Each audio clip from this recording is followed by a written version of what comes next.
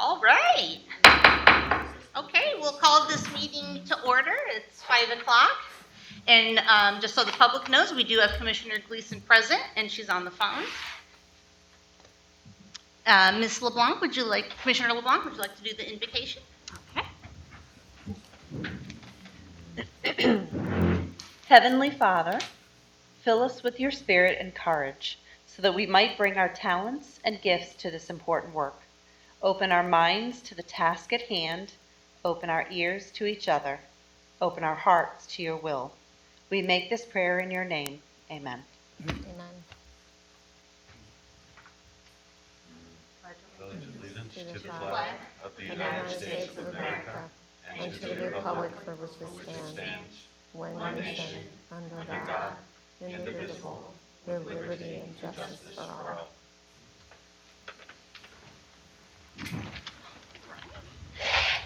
Okay, wonderful. Thank you for that.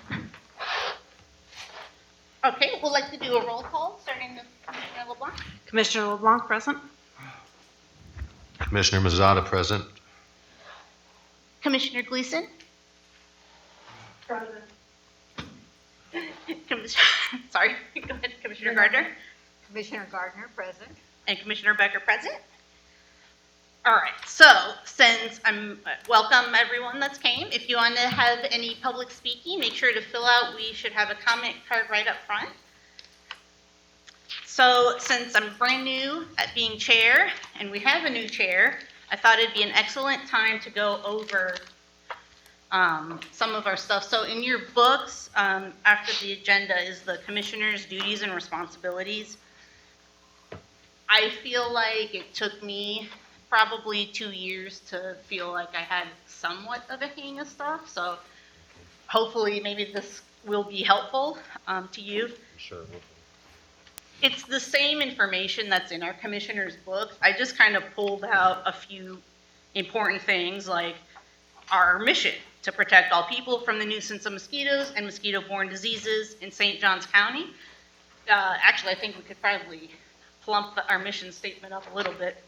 And our vision is that AMCD will be among the leading districts for mosquito control, and the people in St. Johns County will be among the healthiest in the nation and well-served community enjoyed by all and supported by all partners. And we are a very healthy county, so that's good. Our values and programs were service-based, service-driven, science-based, professional, justified, environmentally friendly, collaborative, compassionate, accountable, and sustainable with excellence. And we use customer service, our operations, which include surveillance, ground control, and aerial application, education, and applied research. And then I just kind of pulled out a few pages of stuff where, you know, the guidelines of how we should run our sessions, how we, you know, take comments, the kind of stuff that we do. And that'll be available on the book for anyone in the public that wants to see it. So hopefully that helps. That's it. Thanks. And then, so now let's do our consent agenda items. You have to approve the agenda first. Okay. So would somebody like to make a motion to approve the agenda? Yes. Can I make a comment first, Commissioner Becker? Yep. Would you guys consider deleting the travel policy off the agenda? When I made the request of Dr. Chu last month to include it, I thought that that travel policy had been reviewed by the attorney and that the attorney had, and that the insurance broker had provided the information needed to a draft travel policy. And then last week, after receiving the board book, I checked with Ms. Hodges, I hope she's there, right? Yes. Checked with Ms. Hodges, and that had not happened. And we met with the insurance broker. We had a very great meeting with the insurance broker and staff. I just want to commend the staff for that. Oh, excellent. But he is supposed to be sending some information for Ms. Hodges to incorporate into the draft policy. And I would hate for us having to review this and having to go back again and rework it again because it's not So I was hoping that maybe you guys would consider tabling it until next month, so to get staff to update the policy and have the attorney review it. I have a comment. Great. Commissioner LeBlanc? Okay. I don't have a problem with that. The only thing is, I did actually have some comments on that. So I would at least like to do that because that might actually change, rather than going back, reworking it. So that would be the only thing. So maybe we don't. Yeah, and So Commissioner yeah, Gleason, LeBlanc, that draft that's in there, that was something I did like quickie because I was trying to move the topic along. Okay. It has not been reviewed by any, well, in my case, anybody. So that was supposed to be like, we need to get this moving. So staff here, this template, go at it. It wasn't like take this verbatim.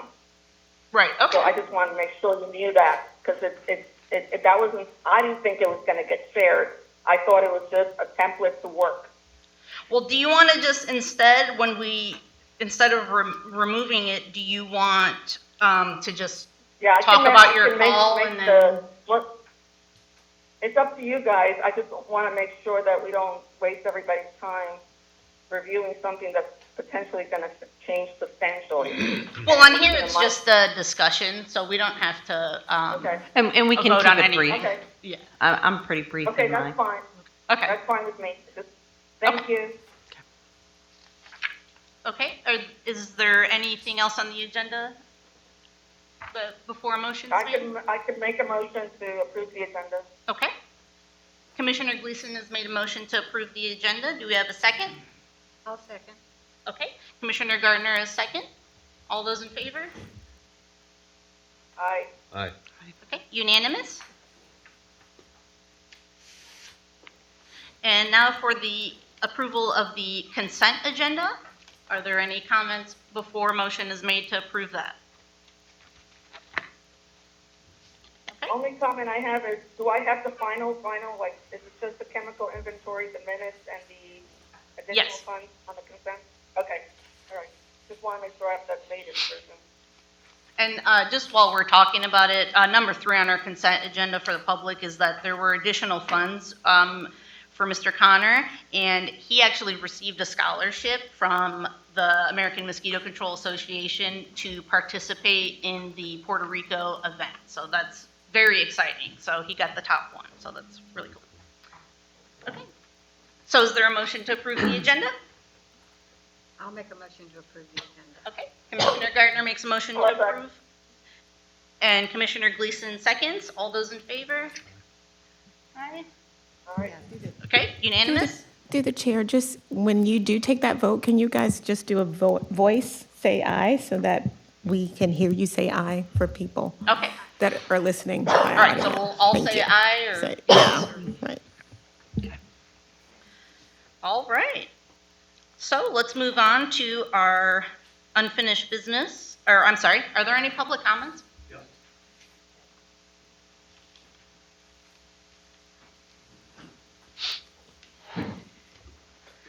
Good evening. I mean, I don't know if you need to fill out a card.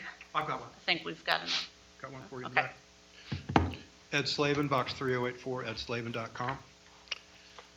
We must restore respect for the rule of law in our governments, every single one. We must not suffer or permit board members running interference for staff mistakes and flummery. We have a right to our government documents.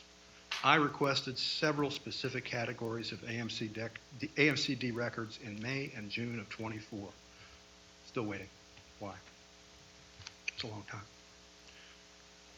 Diffident, indifferent, and hostile response from staff and board. 36% cost overruns on the Mosquito Museum Educational Center. 36%. Same auditor makes the same old mistakes for 12 years or more. Board members cluck every meeting, praising the staff and never criticizing it. Staff talking disrespectfully to commissioners. What's going on here? Our district director, business manager, and CFO must be held accountable.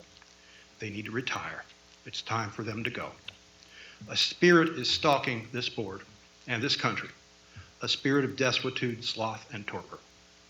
We the people watched in horror as AMCD illegally spent our tax money for years on illegal bonuses, and then insulted us for asking about them.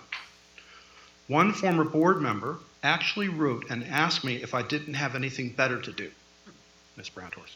She demanded bonuses, lots of bonuses, while missing dozens of meetings. The AMCD board asked Governor DeSantis to remove her under under the Florida Constitution, Article 4, Section 7. Governor DeSantis never even responded to the letter. When I wrote about AMCD's lawbreaking and violations of our landmark Florida open records laws, Ms. Trish Becker, current chair, wrote me, "Rome wasn't built in a day." As my mom would say, how trite.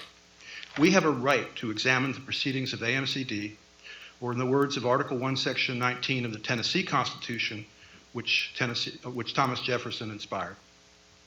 We the people have higher expectations than bureaucratic flummery. Y'all work for us. As Rick Scott would say, let's get to work. In 1983, I won declassification of the largest mercury pollution event in the history of this frail planet. It took 182 days for the U.S. Department of Energy to provide documents, an undue delay. It's taken AMCD even longer to respond to none of my records requests. I have asked AMCD to agree to mediation by Ms. Pat Gleason in the State AG's office. No response. Can we have a vote on mediation? Are you all willing to talk to Ms. Gleason and correspond with her and work to resolve our issues on open records? It's our money. Thank you. Thank you, Mr. Hey, Chairman. Ms. Becker, I can make out public comment. So I don't know if there's a way to put the mic closer to whoever's speaking. You want to make a public comment? No, she can't. No, I said I can make it out. I'm sorry. Maybe Can I raise have the the ball? microphone or next time? Can it be closer to whoever's speaking so that I? Not really. It was Mr. Slavin. I don't know if maybe, but the microphone's right there. I was hoping you could hear him. Should work. Yeah, it was coming in garbled, so I don't know if Yeah. it's just the distance. And just go down lower It's towards the, okay. Thank you.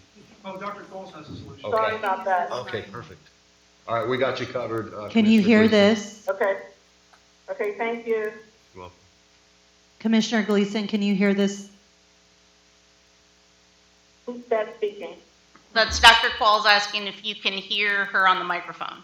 Right, so I can It let was the very public. It was very muffled. What about this? So I don't know what sound is being picked up. I'm not having problems with the board. All right, listen, one more time. We'll try it. We'll just, Okay, I'll try my best here.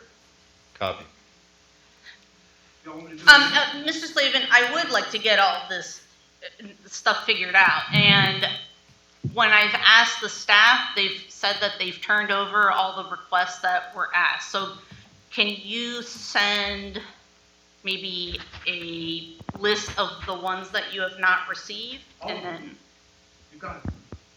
you haven't received any public requests from us? Not even acknowledgement in many cases. It's been horribly mishandled. Okay. Chair, may I answer? Yeah, I got a call, create a spreadsheet. I fill all information, send it to her. It's all everything record, we can pull over, send you spreadsheet. Then you said, thank you. Then you said you didn't receive. We treated you very well. We knew the policy. We give you a spreadsheet. I'll pull over for you. Maybe you can miss. I always ask you which one you miss, which one important again. Or it's about, of course, here with spreadsheet. Every employee sees it. Maybe your email. Did you receive the spreadsheet, Mr. Slavin? Spreadsheet. Yeah, I did. Those are my requests, but we haven't gotten any of the documents. So you did receive response then? We can't hear. That's not a response. They just listed my request. Okay. Well, responsive. Oh, thank you. Oh, sure. Commissioner Gleason, can you hear me? This is Ed Slavin. Who's speaking? Oh, yeah, I can hear you now, yeah. Okay, good. Well, we've not gotten documents. It's a very simple matter. When I get records requests from federal agencies or state agencies or local agencies, they send me PDFs. That's the standard of care. They're dragging their heels. And And you no- haven't gotten them. I haven't gotten any records. Rudy wants to have a meeting sometime, somewhere in the sweet by and by. That's not good enough. And these requests have been pending for a long time. You might even say it was election interference. But they didn't want me to get the records. And if you want to talk about them item after item, we can do that sometime. I just want the records. Just please Yeah. have them email me the records. It's not too much to ask. It's our money. They're our records, and I thank you. Okay. All right, well, we will figure that out and see what's missing and, all right, so now let's move on to unfinished, is there any more public comment? Okay, seeing none, we're gonna move on to unfinished business number 1. 1 and 2, I believe, have been postponed. Or is it postponed to, So it would be unfinished Much. business Oh, number 3. let me get the new one, okay. All right, so we will move on to our new number 1, which is our old number 3, approval of the HR firm. So we'll be waiting for the HR firm to call. thank you. Yeah, I already And knew Ms. attorney. Hodges is, was gonna say something real You quick. want to Yeah, talk? I just, because 1 and 2 are still on the agenda, and that's the way it's been noticed, I think you actually need a motion to postpone that until the next meeting. Okay, Okay? all right. So is there a motion to postpone unfinished business number 1, which is the approval of the contract between AMCD and Frontier Precision to replace the AMCD database mapping and phone app software? I'll motion that. I make the okay. I was gonna say, Sorry, Commissioner Gleason. did TJ make the motion? TJ made a motion. Would you like to make the second? Yeah, I'll second. Okay. All those in favor, aye? Aye. Aye. Okay, unanimous. Now we'll need a motion to postpone the approval of the contract between AMCD and Gruen May Inc. to develop a site permitting and construct/repair the northeast property drainage. I'll motion that as well. I'll make the motion. And I'll second it. Man, he's like, he beats me. All right, so Commissioner Mazzotto has made the motion and Commissioner Gleason has seconded that motion. All those in favor, please say aye. Aye. Okay. Aye. All right, so now we'll move on to this next one, but do we need to wait for them to be on the line? Oh, can we, Um, are you guys gonna be able to get us both? Right, I think through the We chair. think so. Right, through the chair. I think the issue was she was trying to dial in and she could not, and so she requested that we call her. So were you copied? Oh, you probably can't see the email. So let's see here. So Heather, I can give you, her number is area code 520-249-3290. And this is Mary Jacobs. 529. 520-249-3290. Apologize for that. She was trying to dial in, but it kept going to voicemail. One more time, 520. 249-3290.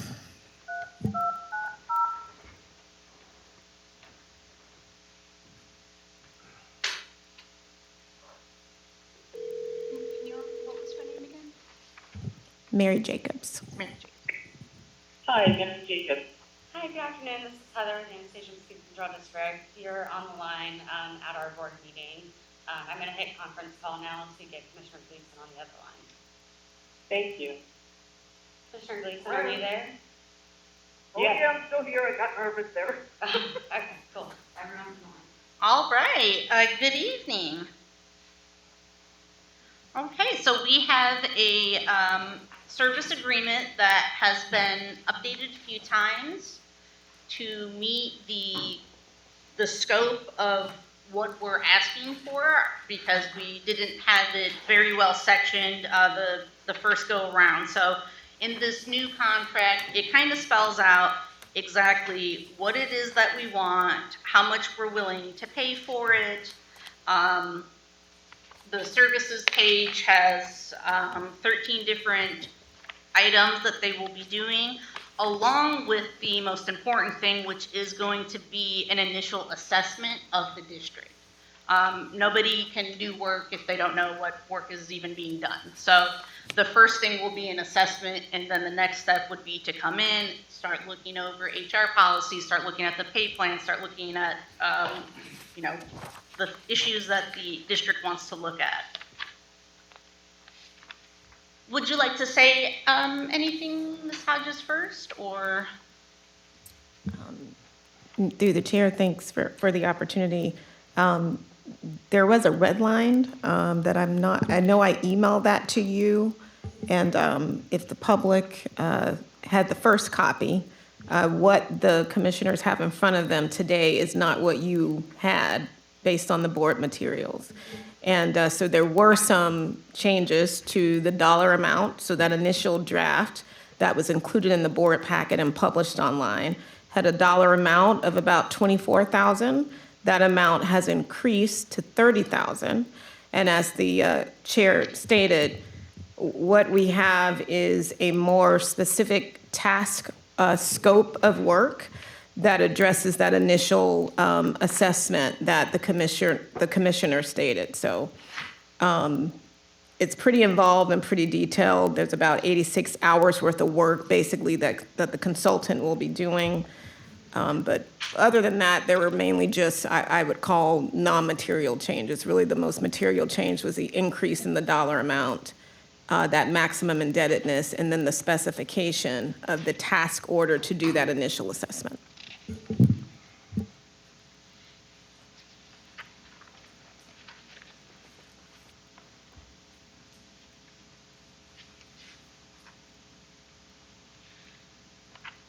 All right. Are there any discussions, comments? So, yeah, I have one. Oh, go ahead. Okay. Commissioner. No, I. Okay. All right. Commissioner Mazzota? Okay. So I just have a question. So would we be putting together the special committee today?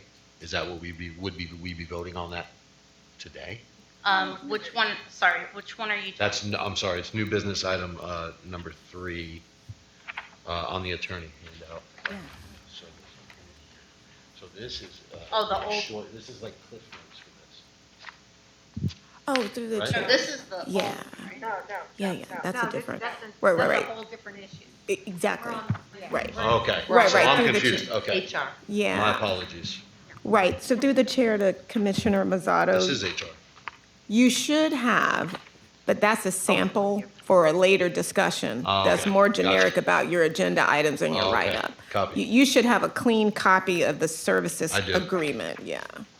And then I sent you that red line earlier today. Is that, So disregard that, item? disregard that. Okay. Yeah. All right. Commissioner Gary? I have something? No, Oh. no, I was questioning the price, that I spoke to, but I didn't realize the scope of work had changed.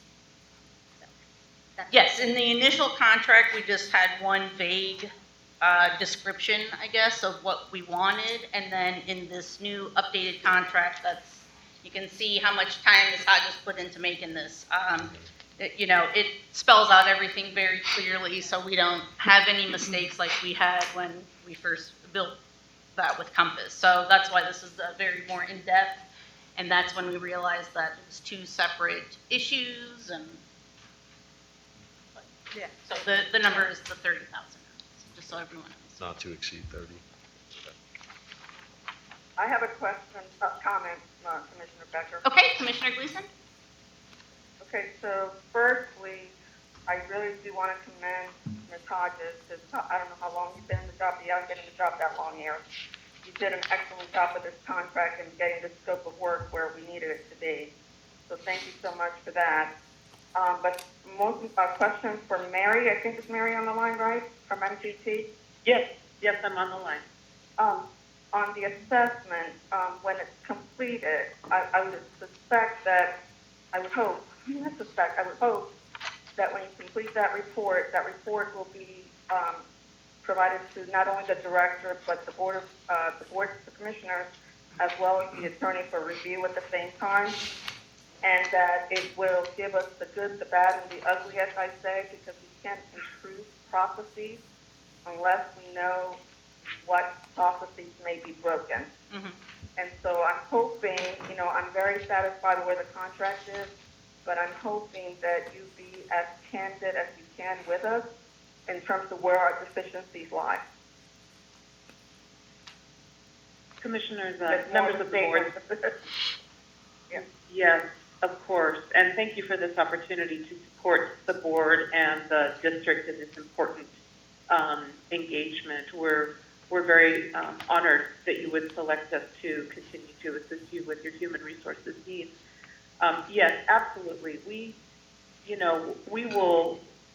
I specifically designed our process in terms of this initial assessment to really hear not only we're going to go and look at documents and policies and your documentation and that sort of thing, but we're also going to hear from your team members and your employees because sometimes, like you said, Commissioner, you don't know what you don't know. And so sometimes maybe people aren't sharing things or whatever. So we will have an opportunity for that confidential input on the part of the employees. And then, yes, we will provide the report. While my preference always is to go through our district contact and not communicate directly with elected members unless we're given that official permission. I believe that your attorney and executive director will then subsequently forward our report to you. And we do have included in there a presentation of the report, so we can certainly go over that with the board. And our goal is to provide you with some priorities as to, hey, these are the things that you probably need to work on first. These are the things that we see might be causing some risk to you, and these are some ways that you could maybe tackle those things. And so, that's our goal, is to really give you that list and that plan as to what things need to be reviewed or maybe changed internally or that sort of thing. And one last comment or question I have for you, Mary. I think it's Mary, right? I'm calling you about the right. Yes, it is Mary. Yes, Okay. please. You know that we're doing, Commissioner Becker has done an excellent job trying to get this HR issue on the forefront, on the hot, what I call it, on the hot plate here for, I think you've been at this for a while, Commissioner Becker, correct? Yeah, But, yeah. 4 years. But one of the questions I have, we finally got approval from the board to hire the HR generalist. So my question for you, given that we've never gone through this assessment, is it your recommendation as an expert to slow a little bit pace on that hiring decision until you finish your assessment, and we know what we're looking at before we hire somebody that may not even know what's going on right now in the district? It's, since I haven't had the opportunity to see the job description for the type of position that is being hired, and I don't know the flow as to what are the, I'm going to say, the pain points that the district probably already is experiencing right now. There's normal, ongoing human resources processes that just needs to happen. You've got to hire people, and you've got to process documents, and so I don't know what level of position this is, but it's I never like to step on the toes of an executive director. I certainly would be happy to weigh in on the job description, maybe after a chance to talk to the executive director about what is this, what are those issues that are, yeah. So it might be that the position is at a level that it's just processing and workload is too high, and I don't know the answer to that question, but I certainly would be happy to consult and provide a recommendation. Okay. I appreciate that. Board, I don't know if we need a board vote on this, do we need them to also include reviewing that job description to make sure we're hiring the right, where the scope of what we're hiring is appropriate? I guess I'm not being, sorry for the lack of articulating my question here, but Ms. Hodges, do we need a board vote on that, or is it simply the director sending the job description to MGT to review? Right. So through the chair, the way that the services, to Commissioner Gleason, the way that the services or this agreement is currently written, that Exhibit A really tracked the services that were initially included in the request for proposal. And these are sort of the basic consulting services, which is a great thing because it's not just the initial assessment that needs to be done, but there are things in the queue right now that need to be handled and addressed. And so roughly $9,200 of this $30,000 was assessed to that. And so, clearly the director is hearing, this comment, and he can utilize the $9,200 at his, discretion without having to come back to the board. And so certainly when this contract is signed and we have this company on board, nothing is stopping the director from sending that, job description or talking about the interviews you've already had with this HR consulting firm. So you don't need a motion. Okay. And Commissioner Gleason doesn't have the new one in front of her, so in the Exhibit A that Ms. Hodges is talking about, it kind of lists some of the services. There's 13 of them, and number 5 is to assist the AMCD staff with the development, update, and review of job descriptions. So I think if I have we, it. What page is that again? Can you tell me what page that's on? 6. I have it in front of me. Okay. And I got it. agree with your Okay, comments, good. Commissioner Gleason. And I was also going to ask if that would include for her to sit on maybe interviews. Is that part of number 5? Yeah, because that's important, guys. We can't mess this up. I mean, that's at least that's my 2 cents. Right, so through the chair, Mrs. Jacobs is on the line, but just keep in mind, most of these dollars are going towards that initial assessment. So the 9,200, that might be about 14 hours worth of work. And so, I think working with the director, trying to figure out how to best maximize the 14 hours roughly that 9,200 will spend is probably the better posture to be in. To just give the director the flexibility to use those hours wisely. Okay. Yeah, I have one comment. Yeah, this is a contract based on our policy, not the me sign, the commissioner chairperson signed the contract. Correct. Yeah, just changing my name to director Yeah. to chairperson.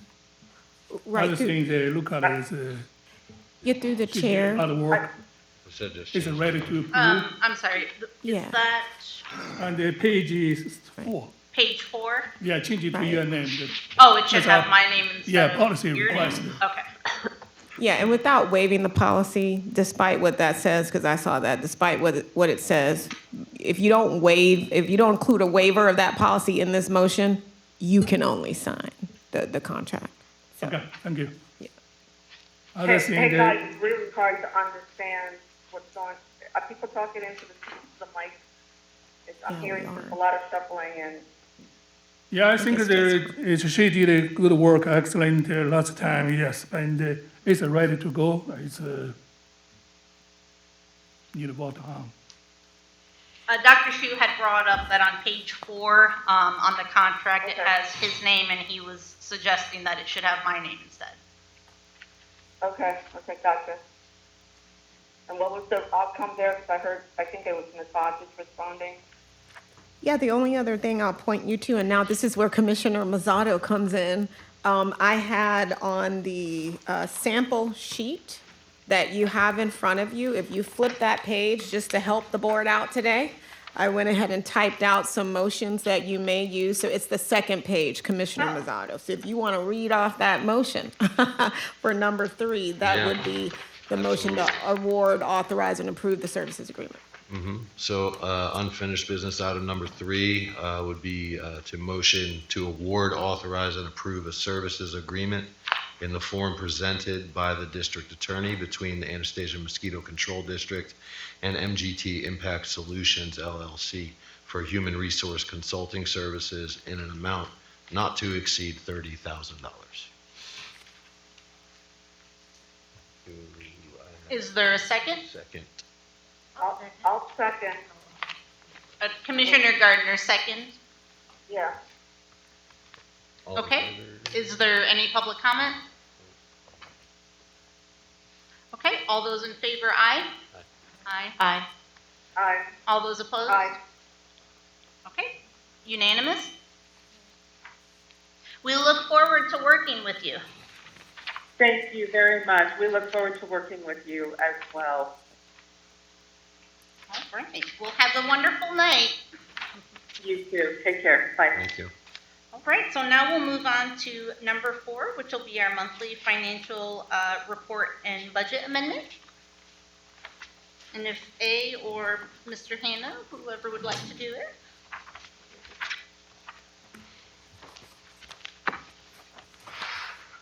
Good evening. Abe McKinney, staff accountant. This is the money that we have in the month of January. Wells Fargo, we have $1.79 million. And Wells Fargo Sweep Investment, we have almost $5 million. And return on investment for that one is 4.26%. Florida Prime Investment Fund, we have $6 million, a little bit over $6 million. The return on investment for that one is 4.57%. And that percentage is 46% out of total fund available. Commissioner Gleason, did you hear that part? It is 46%. Okay. Yeah. Bank of, The Wells Fargo local account, that's just where we draw our monthly operating from, right? yes, local fund, yes, that's a monthly operating account. Okay, thanks. Okay. Bank of America, that's our e-pay account. It has $373,667. So total available fund by the end of January 2025 was $13 million. Second part of it, where those revenue coming from? So the first one is the most one coming from the property tax, a little bit over $3 million, and that's before the commission. So the interest for the Florida Prime is $23,000. Wells Fargo Sweep account is a little bit over $8,000. We have a scrap metal sale, and that's about $53.55. DVEC donation box is $65. And grant money, we have about $300,000. It's coming from the Syngenta, and that's a little bit over $15,000. Another grant is Florida Department of Agriculture and Consumer Services. That is $284,000. That's we got the reimbursement from them, combination of the chemicals and equipment, that sprayer that we use it in the truck. So that total is a little bit over $3 million. The bottom part of that page is for the education center. So we have the top two, that's a revenue, sale plus donation is a $549. And the expense part is the $13,840. Capital outlay part of it is showing the minus $4,688 because we got a donation from their Terminex. So that make it a little bit, showing the minus now, yeah. I'm sorry, I didn't hear tuition for what? Terminus donation, The pest some company company. Terminix gave us a donation. Yeah. Thank you. So let me know if you have any question. I don't know who's the right person to ask, so it could be you all, or it could be Okay. Dr. Shu. I don't know, but now with the freeze and all this federal spending, I'm wondering if any of our grants are gonna be, turned off, or do We we got have already. any? We've We gotten got them already. already? Yeah. Okay, okay, good. We've received all the money from our federal grants that we were gonna get. Okay, good, excellent. Okay. Well, thank you, Abe. No budget amendment this month, probably next month. Okay. We don't have any amendments? Okay. Thank you. Are there any questions for Ms. A? Okay, thank you very much. All right, so now let's move on to our new business. Number 1. Commissioner Gleason, that's you. Yeah, you guys all get out a handout. Did I give you the background on this topic? I have I just want to show you. the policy. Is it with the travel notes, or is it? No, I emailed, And it should have been, oh, here it is. it's titled Independent Auditor Selection Committee Member Nomination. You got it? We can look at it together here. In the board book, auditor resolution and the selection, Well, I mean, I have Here you you go. know, this No, I send out main a background resolution, but I don't document. have like notes. Yeah, This I is just- for the travel 'cause policy. The only thing that's in the board's book is the resolution, and to Oh, walk you put a everybody through selection. this meeting, there's this portion of the agenda, I wanted to set the stage and then ask you guys what I'm asking for. So what I developed was the talking point for you guys, so providing some background on this. So in October of 24, the ANC board voted unanimously to approve the resolution establishing an independent auditor selection committee to comply with Florida Statute 2218.39. The resolution, this is a summary of that resolution. The resolution established, among things, the following committee participation requirements. Committee membership would consist of 5 members. 1 member of the board who shall serve as the chair of the committee. 4 qualified residents of St. Johns County that are selected and appointed by the majority of the board. Each board member, with the exception of the chair of the committee, which we will try to determine tonight, shall nominate 1 candidate to the committee. The eligibility for membership are as follows. The committee members are to be independent from the AMCD management, meaning that they cannot be a staff of AMCD. They cannot be the external audit firm currently conducting our audit, nor somebody that has been subcontracted by the auditor. Committee members must reside in St. Johns County. And in the experience, it says members should possess accounting, auditing, or related financial management expertise that is specifically relevant to the government sector. At the October meeting, the commissioners and Ms. Becker even asked that question, whether we needed to appoint them then. And the board made the decision to postpone the decision until after the new board was seated to, 1, provide the committee members at the time to provide committee members onto the new board was seated, to give the board an opportunity to recruit qualified candidates. The independent auditor selection committee must be operational per the resolutions that we passed by May 1st of 2025 for the committee to provide recommendations to the board as to the independent audit service provider. So right now, the discussion that we need to have today, in my opinion, and please correct me if you have questions, is the resolution has been passed and we need to sit this committee. So the first thing at hand is we have to appoint a board member to chair the committee. So do we have a nomination from the board for who that chair should be? I'd like to nominate Commissioner Gleason. Thank you. Any other nominations? Is there a second? I'll second that. Okay, Commissioner Gardner has second. Do all the commissioners say aye if you agree? Aye. Aye. Okay, congratulations. Okay. Okay, thank you.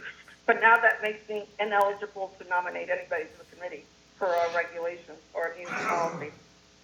So the next question I have, thank you so much for that vote of confidence. The next question I have, commissioners, because it'll impact how we move forward. Have the commissioners been able to find on your own people that are qualified to sit on the committee? I have someone in mind, but I haven't asked them yet. I can look. I might be able to grab one. So, Commissioner LeBlanc? Commissioner Gleason, I've asked a few Okay. people, and I had one person that was interested, but they do not have an accounting background. They have a legal They have background. financial? Do they have financial or Legal. background? This is legal. Oh, yeah. So I was wondering if we Well, could amend the resolution to include people, because there's lots of people that can make good decisions that are not just for financial when we're talking about picking a No. qualified person. I mean, Yeah, I get you there. I was just wondering if the legal background, like government, or like, do they know, like, because that would be great if they use government law. They know what the requirements are. So that's my only question for you. okay. Anyway, so it doesn't sound like the board has been able, they have people in mind, but really not having any commitment. So we can go at it two ways. We can make a motion to take the existing resolution with the qualifications that are listed and direct the staff to advertise those positions. We can table it till next month and see if board members are able to secure people that are willing to sit, given the guidelines. Or we can do two things at the same time. We can amend the current resolution to modify a little bit the requirements, experience requirements, and then I would take it on two tracks. My recommendation would be to modify the experience component of the resolution, because it makes us a little bit more able to probably secure people that are capable, and then also direct staff to advertise it, but also at the same time have board members do an outreach to folks to see if they're willing to sit, because this is not a paid position. So I just want to make sure that we're covering all our bases so that we can have this committee seated by May 1st. And I would also add, Commissioner Gleason, on page 3 of that for the membership, we have it that it shall consist of 5 members, but we just Right. need to have 3, so maybe we could amend it to say Yeah. between 3 and 5. Maybe we can find 4 people, instead of. I'm actually good with that, because I've been researching, and this was language, the 5 was language I think Ms. Myers put in, but I've looked at other districts and other municipalities, and they've had committees as small as 3, because I think they realize that these are unpaid positions. And, to get 5 people to agree to meet quarterly for no pay, that's going to be tough. So I'm good with that suggestion as well. Okay, Dr. Shu? Thank you. If board member cannot find the people, can board members serve the community? Like before, we have 5 board members serve the community. I If you did can not go- understand any of that. Okay. So Dr. Shu was asking if the board members cannot find other people to serve, can the members of the board serve? And Ms. Hodges says no. No, we can't. We are prohibited by law Yeah. from doing that. Right. So, The law explicitly.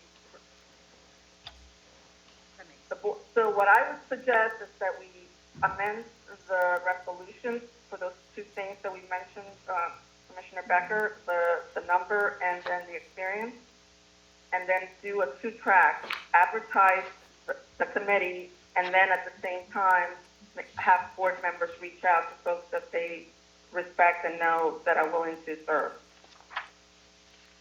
Would, And then have something, back by the April board meeting so that we can vote on it.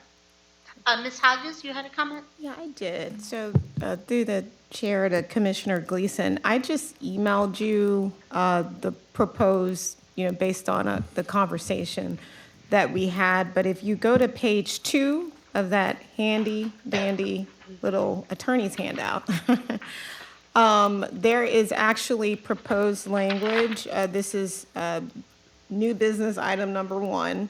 And there's a motion here, and Commissioner Gleason, I emailed this to you. And I don't What time know, was that? maybe in the last 15 minutes.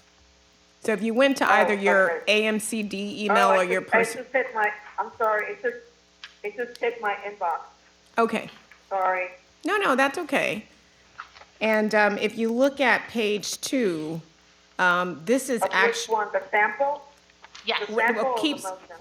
The scrolling down to page 2. So just go a little bit to page 2. It's labeled, actually. The second document that says February 13th, 2025, AMCD District Regular Board Meeting. Attorney handout, go to that second page, Okay. right? And so, You've made the changes, okay.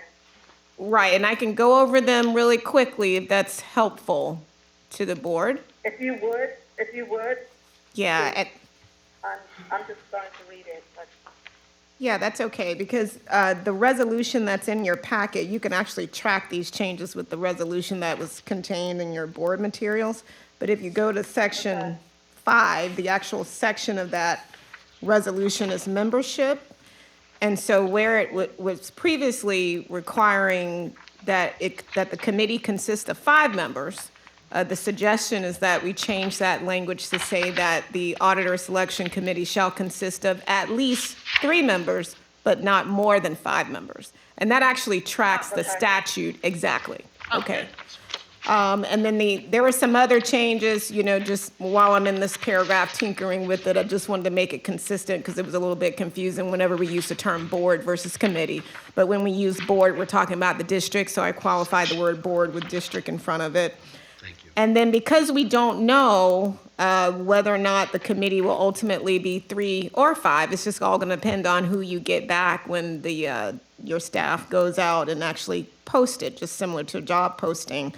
I've simply changed the language to say who shall serve, the district, one district board member who shall serve as chair of the committee, that's now Mrs. Gleason, and then the prior language read, and 4 qualified residents. Well, now it'll just say the remaining members to be qualified residents, because whether you get 2 other members or 4 other members, again, it's just going to depend on how many kind of applications you get back.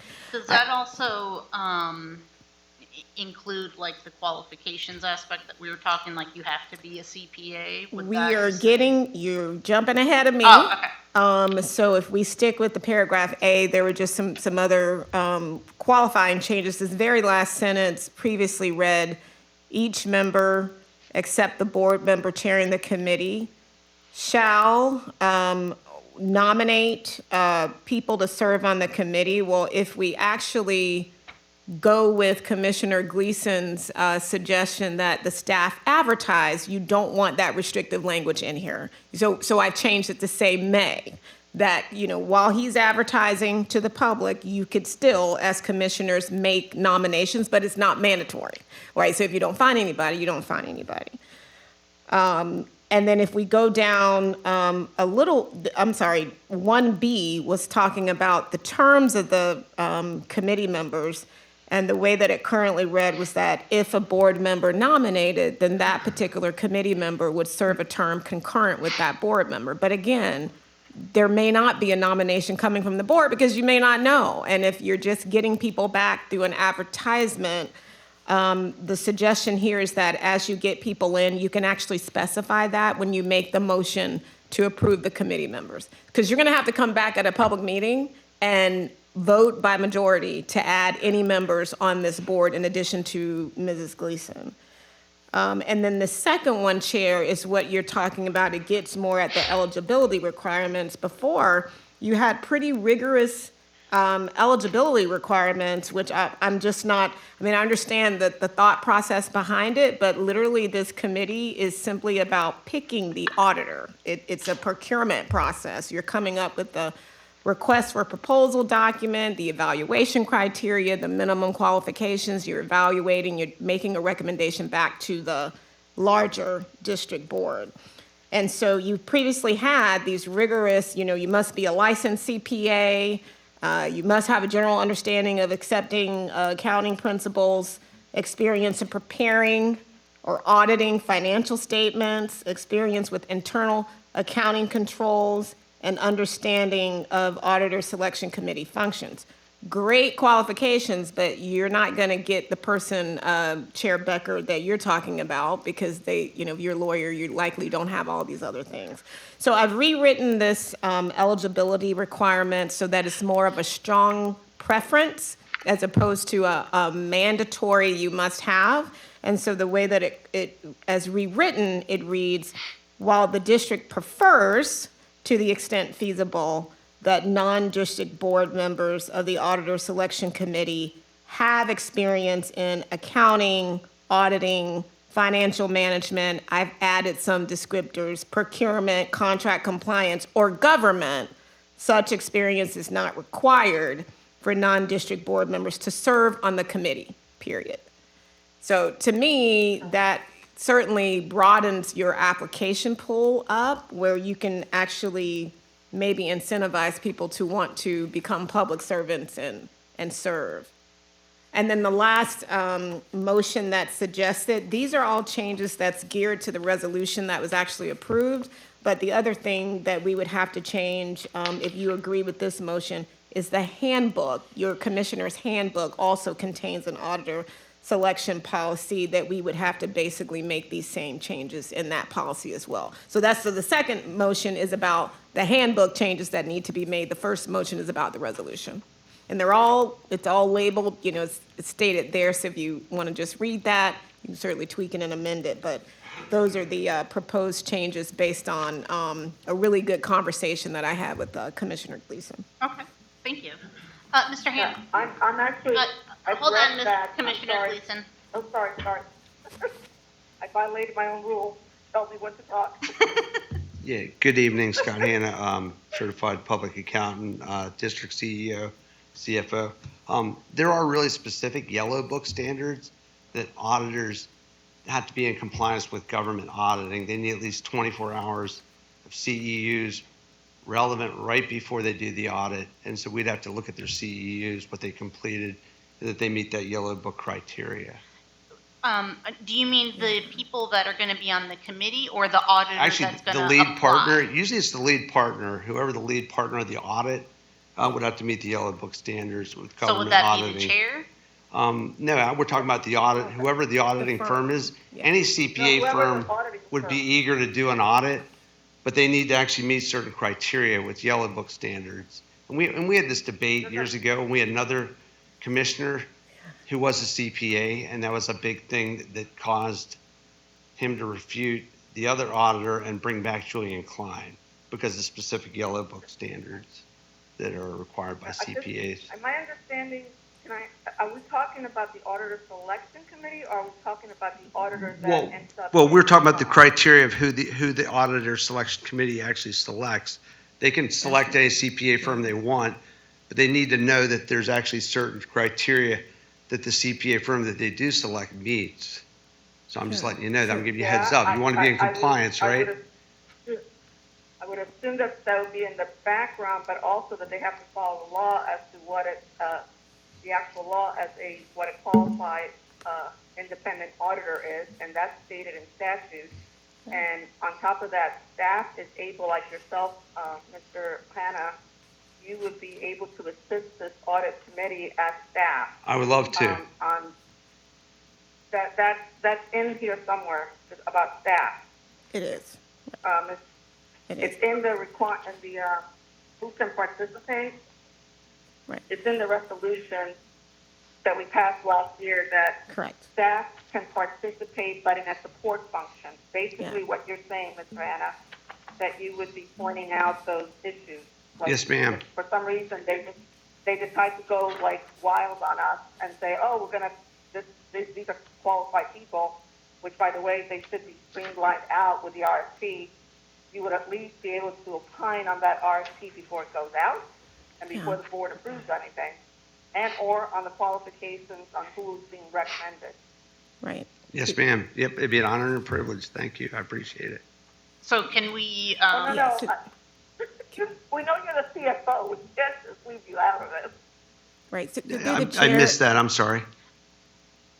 She said she knows you're the CFO, we can't leave you out of it. Yeah, no, I appreciate it. Yeah, there's little nuances and just want to be in compliance. Yeah. Right, and through the chair, can I just, because I think there's a disconnect, just to be crystal clear, like what you all have in front of you, those eligibility requirements, we are not talking about the firm that we're going to select.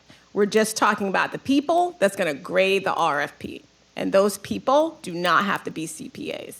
So the people that are sitting on this committee that's appointed by the district, absolutely, Scott, absolutely, Mr. Hanna, there's gonna be minimum qualifications, there's gonna be a scope, a technical scope. The same way you chose the last auditor, we're gonna do that same thing. But these changes here, just to be clear, are not about who we're selecting, it's No. about who the committee members are that's doing the selection and grading that RFP. Yeah, I'm on the same page so with like you. if you had 100 applications, the committee would file it down to 3 to 5 and, or whatever. Yeah. one. Well, and, yeah, exactly.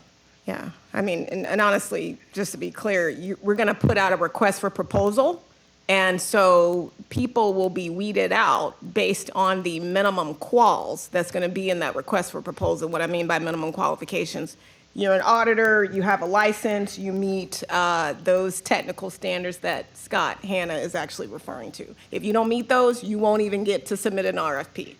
No. Thank you. Good. Thank you, Mr. Hanna. Thank you. Okay, wonderful. Is there any public comments? Yes, ma'am.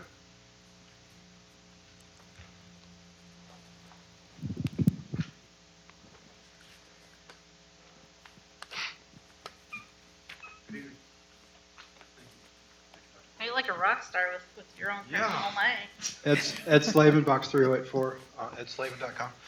One question for the Learned Counsel through the chair. Is it required by Florida law that the people on this committee be residents of the county? Yeah. I through believe the- it is, actually. Is it okay for me to answer that? Yeah, actually, there is no requirement. There's not. I specifically looked at that. But we are including that restrictive requirement as the board can in their discretion. We're making that a requirement, but pursuant to the statute, it actually does not say that the members, the only sure requirement of a member is that one of the district board members serve on the committee. Other than that, it's free for all. I'd like to make a suggestion, maybe dispense with the requirement that the members of this committee be residents of St. Johns County. We have 300,000 people in St. Johns County, but does that make the pool of potential applicants too small? And would it really hurt anything if the person came from Jacksonville? And what if we got an accounting professor from UF or something, and they were a non-resident? Wouldn't we jump at the chance to have her? That's it, thank you. Thank you, Mrs. Slavin. That's a good point. That's a good point. I mean, So, I mean, we should could expand open on- it up to say the state of Florida. Yes. Yeah, good. Yeah. Through the chair, you could Or change. North They have to be able Florida, to make or quarterly meetings. within 100 miles, have or, I mean, like, we want them to make it, yeah, to the meeting, like, we're not gonna fly from California. So I think that, we'll have to think of what the correct, maybe Ms. Hodges has a Right. good suggestion for Yeah, that. I think you could say, usually when we use the term Northeast Florida, we're talking about, and I can Yeah. specify this, Duval County, Putnam, Nassau, Clay, Baker. If you like to stick within just the Northeast Florida regional county range, I could specify that. But if they want to travel from Orlando right? And they're Yeah. fantastic Yeah, that's right. at what they do. Then you would say that's the state of accepting Florida. all applicants. Correct, you're absolutely right. Then you would just change county to the state of Florida. So then that would bring up, someone might say, well, I'm from Miami, I want to serve on this committee, I can't drive there, I can call in or something. So do we want to specify that you could be located anywhere in Florida, but you have to be able to come in person to the meeting? Do we need to get that technical with this, or? Well, I mean, so through the chair, I mean, that's a great question. The rules of sunshine law will apply. So just like with Commissioner Gleason, she's able to participate, by the way, because she's met an extraordinary circumstance. And your rules allow for that. But before we can allow even a commissioner to participate by extraordinary circumstance, you've got to have a physical quorum present. That wouldn't be any different with the committee of. Remember, these meetings are open to the public too, so they have to be noticed if they're meetings, because you have a board, correct? I thought that on the resolution, it says that we have to notice these meetings. Oh, So absolutely. people have to be able to attend, and it's not a good look if everybody's attending via phone every single meeting. But they couldn't. They and- couldn't, and- because that right. would be a quorum. Correct, exactly. That was Yeah, my that's point, quorum. Commissioner Gleason. You would have to have a physical quorum present.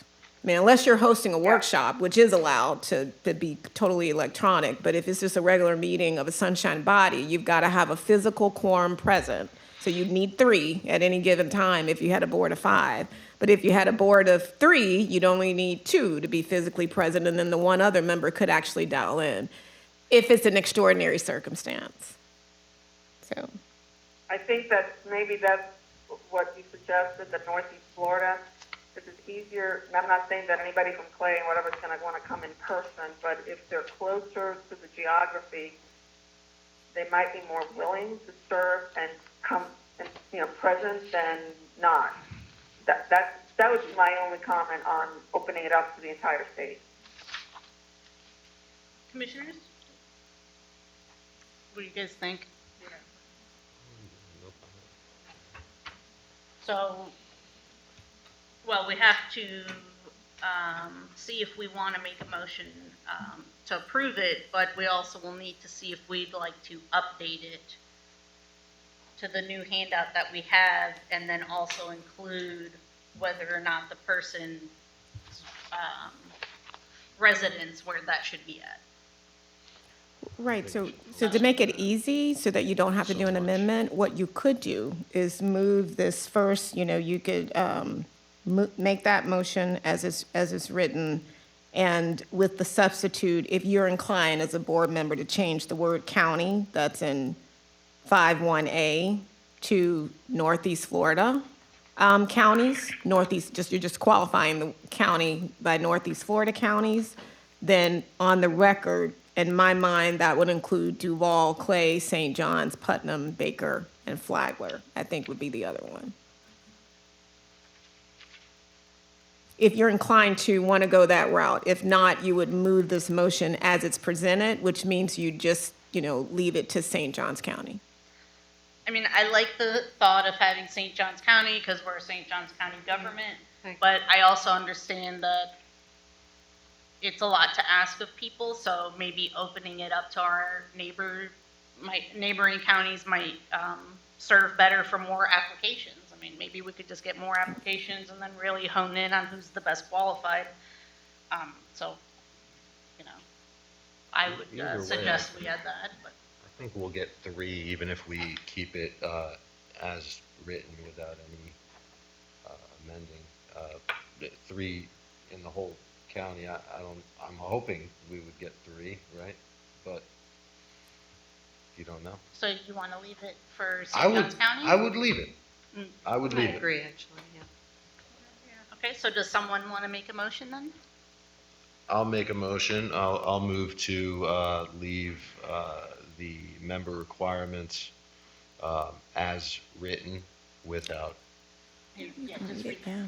amendment. No, I think this So I'm going to motion to amend Section 5, memberships of the resolution creating an auditor selection committee adopted by Anastasia Mosquito Control District on October 24th, 2024.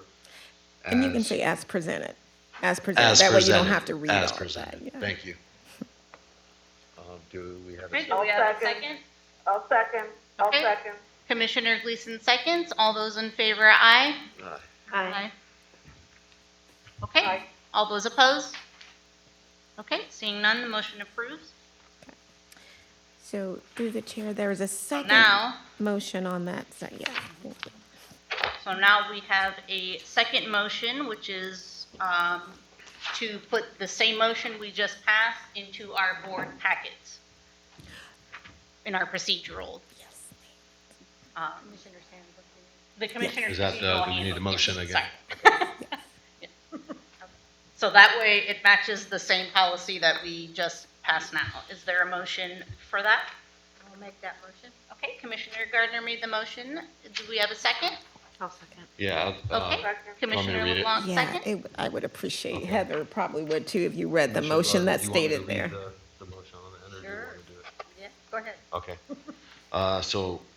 I will motion to amend the auditor selection procedures in the district handbook to be consistent with the amendments to Section 5 memberships of the resolution creating an auditor selection committee adopted by Anastasia Mosquito Control District on February 13th, 2025.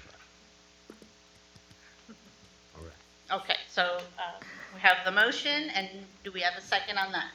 Do you want to be the second on that? I will second. Okay, all right, so we Yeah, have a okay. first and a second. All those in favor? Aye? Aye. Aye. Aye. Okay, all those opposed? Okay, all right, wonderful, so we've got that. So on our travel policy, Commissioner Gleason, if you just wanted to, you were speaking on your comments, and this Yeah. is to just kind of discuss just what you wanted- were talking about. Yeah, I had asked for my initial was to table it because, just a little background, and I sent a travel policy discussion document that Rudy's gonna send out to you guys or give to you guys. But just as background, I want to clarify that while I brought this topic up in October, at the October 24th board meeting, because I was concerned that our international insurance coverage was not sufficient to provide adequate coverage for our employees when they were overseas. The board did wholeheartedly and unanimously support to give authority to Dr. Shu and staff to work on revising the travel policy, including working with the insurance broker to ascertain additional coverage to ensure that our employees were properly protected. This was asked to be completed by December of last year, and for whatever reasons, that did not happen. And for me, what I did in order to expedite to help complete this task, because at the time we knew there was international travel coming up, fast and furious, I sent a draft, what I call template, to Dr. Stu. I even copied the attorney. And I said, you can use this with staff to update the policy and work with the insurance broker on what we need to secure in terms of insurance. So when I made my motion, or when I made my request in January of Dr. Shu to include the travel policy discussion in this board book, my assumption was that the draft document that I provided along with the existing travel policy, the staff had worked to update, and that they had given that to the attorney to opine on and have a review it, and that the insurance agent had been also contacted to give us an updated proposal on the cost of adding additional insurance coverage to the international component.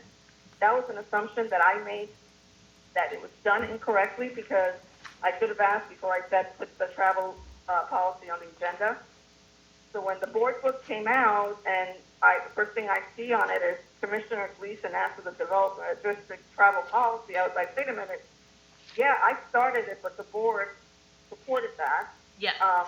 And so I asked for a meeting, so where are we currently?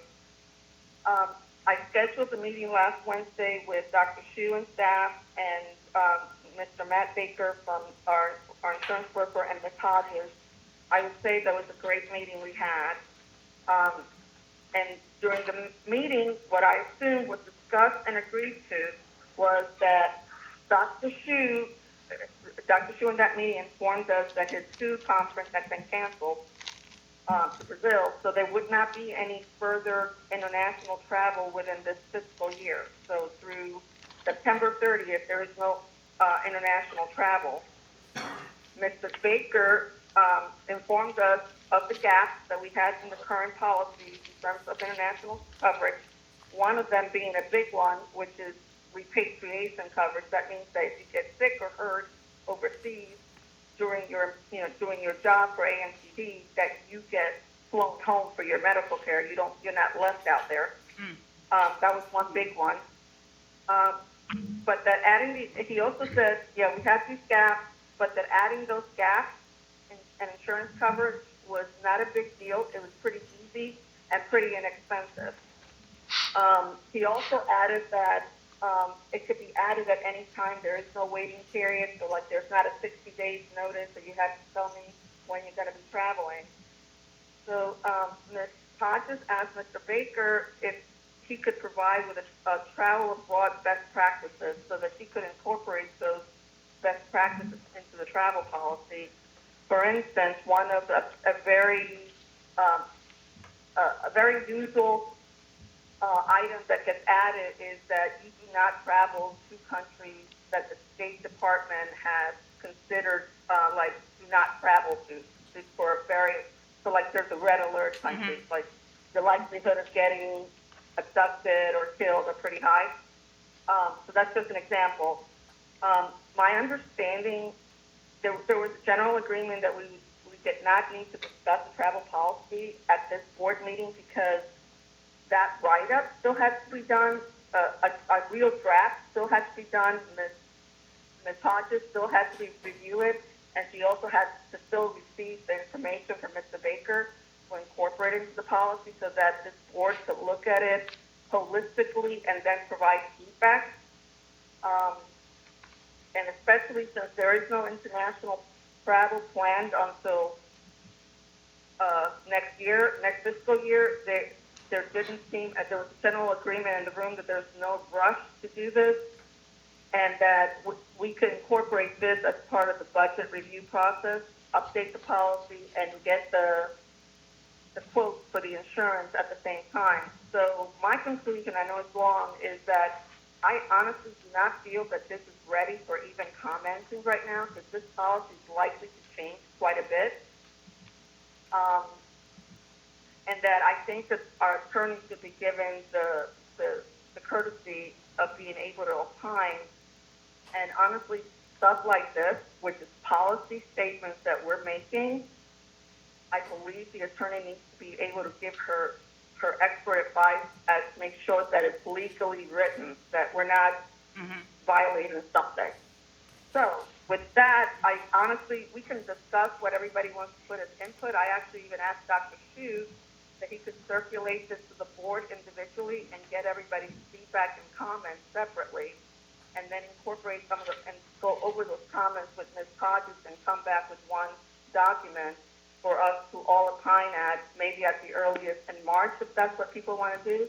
But I think discussing it tonight is not going to be productive because it is a document that there's no review. I mean, I've already read what I wrote, and I already have, changes to it. So I didn't know that was going to be put in verbatim.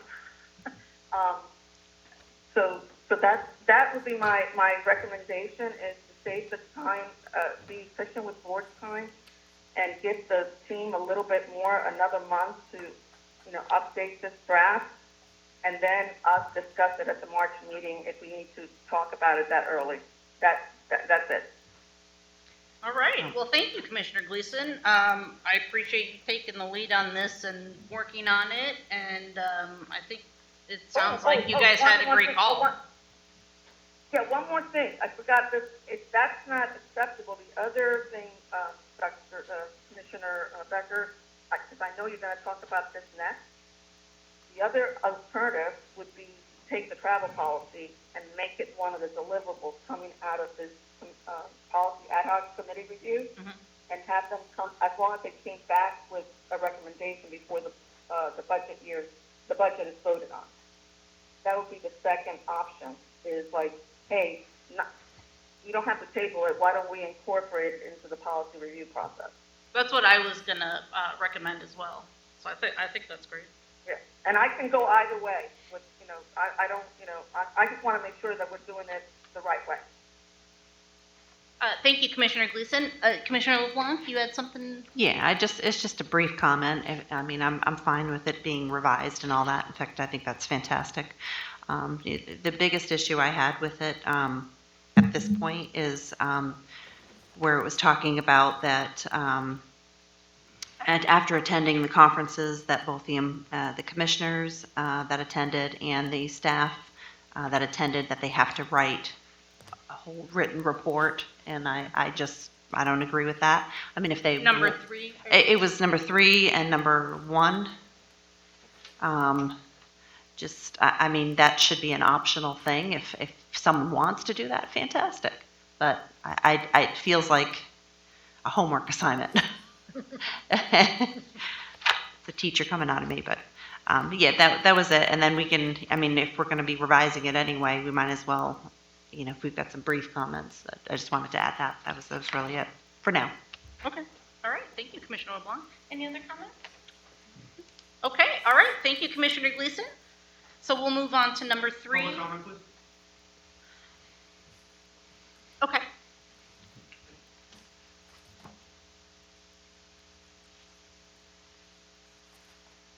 On the trip. Oh, Dr. Paulson, give me the Thank microphone. you, Dr. Paulson.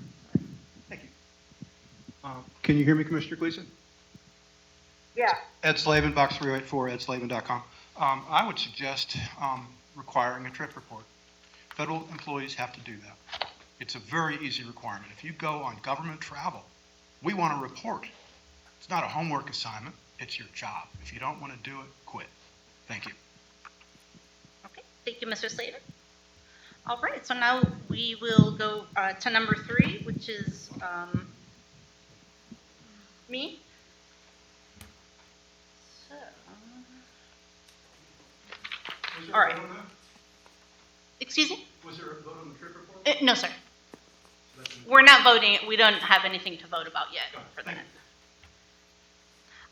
Okay, so I thought that it would be a great idea to make a ad hoc committee that can kind of fine tune our policies. So a lot of our policies may be outdated, or we might want to just write entire new policies. And since this is a subject that's been coming up quite frequently, I thought it'd be, instead of us dragging out meetings for 5 hours, we could make an ad hoc committee that is just going to be a policy committee to go over the different policies that we want to speak on. And then, of course, this would just be getting it kind of ready, then sending it to the lawyer, sending it to Dr. Shu, and then preparing it. This doesn't mean the committee just writes it and that's it, and the board doesn't get a say or anything. So the background for it would be that the district's policies and procedures should be periodically reviewed and updated as needed. The special committee charge shall review existing district policies, rules, procedures, and identify areas needing improvement, research, draft, or make recommendations regarding new or amended policies, rules, and/or procedures for the district's final review and approval. And the committee's policy review shall include, without limitations, policies and procedures related to the following matters: procurement, employment, finance, public records, sunshine, ethics, governance, district board standing rules, and travel. The committee deadline, unless otherwise extended by the district, the committee shall complete its review, drafting, and/or recommendations regarding a new or amended district policy, rules, and/or procedures for the district's final review and approval on or before December 31st, 2025. The committee may recommend updated policies to the district collectively or separately as deemed appropriate by the committee. The committee shall meet no less than quarterly. The committee members shall consist of the chair and 2 other board members.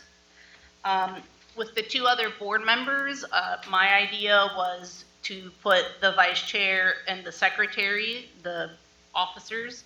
If everyone wants to be a part of it, then we can certainly do that as well. So it's kind of just a gauge of, how many people do we want on the committee? Or should we just do it, the chair, the vice chair, and the secretary? So we can think about that. And then the director and, or his designee and staff shall attend the committee meetings. Of course, this will be commissioners, so this will be a public notice. This is, sunshine. So all that stuff, it'll also be available to the public to come in and, maybe help us with that. That'd probably be something you'd be interested in, Mr. Slavin. And what do you guys think about it? I think that's fantastic. I'm actually looking forward to that. I was planning on combing through policy, procedure, and just becoming more familiar with everything so we can do more efficiently, where we can save money, where we can spend money on stuff we're going to need, but I'm definitely excited about that, and I'm in. Okay. Commissioner LeBlanc? Commissioner Becker? Commissioner LeBlanc's going to say something, and then I'll have to go next. My only thing is that this seems, we're hiring an HR company, and it seems like this would be what they're going to be doing, so it just seems, Well, part of it, but, HR can't do half of the stuff on here. Okay. And then the other thing is it's basically like having another board meeting, so. Yeah, pretty much. So I think we can discuss it, at the actual board meeting instead of creating another board meeting and another committee. So that would be my stance on it. Commissioner Gleason? Okay, so I love it because our policies haven't been reviewed in quite a long time, with the exception of a few. And there is a very big difference between HR policies and procurement and sunshine and ethics. The HR company is not going to do that. So the only question I have for you, Ms. Becker, Commissioner Becker, and honestly, thank you so much for doing this.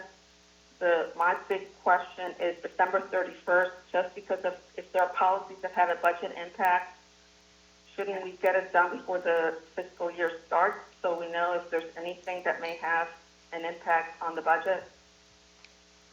That's just my question. And like the travel policy, we know we're going to have to get additional insurance. So that's going to have a budget impact. But I don't know what other policies like procurement, I honestly, right now until we dig into the policies, I'm not sure which ones will and will not have a budget impact. So that's more of a question from me to you in terms of the timeline. I think that's a great point.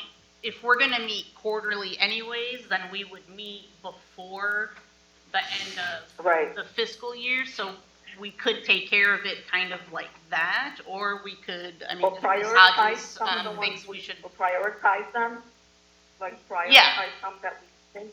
Yeah, I think that would be what I would say. And probably our first meeting is let's figure out what's the top things that the board members want in the district, and then start from there. Ms. Hodges, do you have any comments on the timeline here? No, I think the timeline was really tracking your term as chair, since this was, your idea. So it was nothing more than that. But as a committee, you can certainly meet more frequently than quarterly. If you say that we need to address the public records policy that's imminent, then you would maybe meet twice in a month and knock that one particular policy out. So I think that's very fluid for the committee, and I would envision the very first meeting is organizational, where you're just trying to figure out how often, what day, how long. I mean, I've participated in sort of committees like this where they're very efficient. And as a committee, if you say, we're only going to meet no more than an hour and a half, and it causes you to be very focused, and, you can get, the task that you have at hand, you can actually complete it, so. But you can change that. You absolutely can, through your motion, if you approve this, you can change that date and manipulate that however you want. Okay, so, what do you all suggest for the date? I don't know if you could hear Ms. Hodges, well enough for the date. She said she just wrote that on there just to go with the term of the chair. So we can amend that to the finance, we can, So the fifth is November 1st, right? what's that? No, No, fiscal year January 1st. September? Or the October 1st. October 1st, thank you. So first.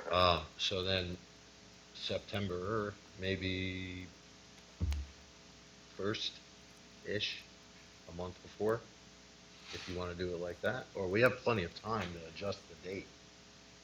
You know what I'm saying? Maybe we can discuss that at the first meeting. Yeah, I think Yeah, that we would can be actually good. bring policies, you can bring policies forward as they're done, right? Commissioner Becker? Yes, Yeah, so we can just say quarterly, and then you bring it, the policies as they're completed, you bring it to the board. Yeah, to be determined. okay. So how about for the, because I think we might be getting into two different topics. Yeah. So is there a motion on the floor to accept the special committee to review the Anastasia Mosquito Control District policies and procedures? To make this Okay, ad I hoc will committee? motion it as read, because I can't read all that you just said. I will make a motion to accept the special committee to review Anastasia Mosquito Control District and develop, district policies and procedures. Is there a second? I'll second. Okay, Commissioner Mazzota, second. Is there any public comment? Is there any other commissioner comments? Okay. All those in favor, aye? Aye. Aye. Aye. Opposed? Opposed. I'm opposed. Okay. All right. And then the next thing would be, Did that pass? yes, that passed. Okay. So when do we want to meet, committee members? Commissioner, do you want to send, it doesn't have to be a board meeting, I'm open if you want to send everybody availability. Could I And then- send we an have to email notice it, to so we them have- about that? We have to notice it, Yeah. we have to notice that meeting. That's correct, through the chair to Commissioner Gleason. You could do that, but in the very charge that you just wrote up, it states that staff can certainly, you're going to need staff to notice, you're going to need staff to have a room available, take minutes, and that's in that charge. So somebody on the staff could certainly doodle poll everybody to figure out when's the first date that the three of you can meet. Dr. Shi? Yeah, it seems like treated like a board meeting, another board meeting. Now, it could be like sometime maybe 1 hour regular board meeting, another half hour, 1 hour special meeting, committee meeting. We can do that. Okay. Also, we can separate it. It is, yeah, it's separate. Can you repeat that? It's, Dr. Shu suggested that we could hold a regular board meeting, and either before or after the regular board meeting, we could have this meeting. Pretty good idea. Yeah, but we need a timeline so we can include stuff in the board book. Yeah, that'll be done when Yeah, you we can figure also it out. board He was meeting, just a general suggestion of how we'd like to meet. That So, would be, I'm fine with that, as long as we give enough room so that we can get the stuff that they need to get it in the board book. that's probably you're gonna need 3 members, just 5 members, everybody has the right to vote. Then you can make a decision. 3 members couldn't make it vote, then 5 members here, you can make a decision, can vote on, oh, yeah. special meeting, yeah. So basically, the committee won't be able to make a vote. You'll be bringing whatever Yeah. findings, and you'll be bringing it to the board meeting for a vote. Yeah, the committee would just work on cleaning up the language, Revise and then we would bring it to the board. Yeah, the committee can't vote on anything. This is just do you want to like talk about policies for a few hours? If you're interested, do this, and then we don't have to do it as a board and make staff stay for hours for that later. That's kind of where this was going, to make it more effective for when we bring a policy forward to the board, that it's ready to go. We're not editing it on the spot. We're not bringing it back a month later. You know, everything's ready. So that's kind of the point of the committee. Okay, so number 4 is the public records request training.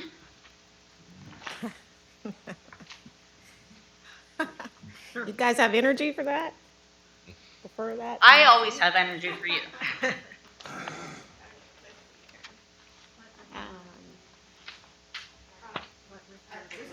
Hey, I don't have that in my book, and nobody emailed it to me. Let me check, okay? Email. Okay. All right. So we are back here again in our series. Last time we talked about the Sunshine Law. Ms. Hodges, Commissioner Gleason I don't have it. doesn't She can have listen? the, Yeah, I'm going to talk. Can she hear me? Can you Commissioner hear Ms. Gleason, Hodges? can you hear me? It's faint, but Okay. it's faint. or, oh, the microphone. Take the Use the microphone from, Oh, there it goes. There it goes. Check your email, I forwarded, Okay. I don't know, okay? Dr. Hughes said he's going to forward it to your email. I check your email. Okay, thank you. Okay. Awesome. Okay, so we have just about 20 slides here. So last meeting, we talked about the Sunshine Law. So this meeting, we're going to talk about Florida's Public Records Law. Okay, so I just by want, the way, what was that, Commissioner Gleason? I have it. I got it. Okay, perfect. Just want to let you know. Okay, awesome. So let's start out with a few questions just so that we can sort of get a feel for the level that we're at. So you received text on your personal phone about a potential state grant opportunity for the district that you are certain that the district will not be awarded. Are those text messages public records? I see some heads shaking. Commissioner Mazzano? Commissioner Gleason? Yeah? Yes! That is correct. Yes. I know this was a live This is a live That quiz. is- it is- Q&A. it's interactive. Okay, I'm It's ready. live and interactive. Let's go. Okay, and the second question, the district is working to procure contracts for services. A citizen calls and requests your records regarding the contract. Should you give it to them? You got no? Wait a minute, no, it's not, has it been opened? Have the I bids feel been like opened? not enough information in that question. Good No, no, answer. I'm asking, Well, I mean, the I'm short, asking the Depends. question. yeah, Commissioner I said, I Gleason, asked the question. Have the bids been opened? it Yeah. doesn't say. Yeah, It just doesn't says that say, the but- district is working to procure contracts for services. Should you, Well, a it citizen depends, call? Mandy. yeah. Then the answer is maybe. The answer Yeah. is maybe, because I don't know if it's been opened. Right. So maybe is probably the better answer. This question kind of tips on two issues. The third presentation will be on ethics, and what Commissioner Gleason is really getting at. There are prohibitions on if you receive confidential information in your positions as district members that you have access to because you're district members. By statute, you actually can't share that confidential information. So it kind of tips on that, but from a purely just, is this record something that comes in the realm of public records? Yes, because it clearly relates to the business that you're doing as a mosquito control district. Okay, and then the last question, select all of the information you can request from the person before releasing public records. Which one of these are, how many do you think you can request from the person before releasing public records? So somebody says, hey, Commissioner Mazzano, give me this public record. Can you say, what's your name? All of them. What's your motive behind why you're asking for the document? Well, Put motive, I Yeah, would, you cannot ask a motivation. No, You can't ask about well, motivation. that sounds like a detective. That's right, that's right, that's right. So look at that. You guys don't even need the training. All of these actually, except for that last one. So yeah, generally the public has a right to request records. You can't ask them for their name. You could have a pretty good hunch that they're asking the records for some improper motive, but that still doesn't stop the obligation of the governmental entity to provide those records. We can't make the public put their requests in writing. But asking, that number 4, it just kind of depends.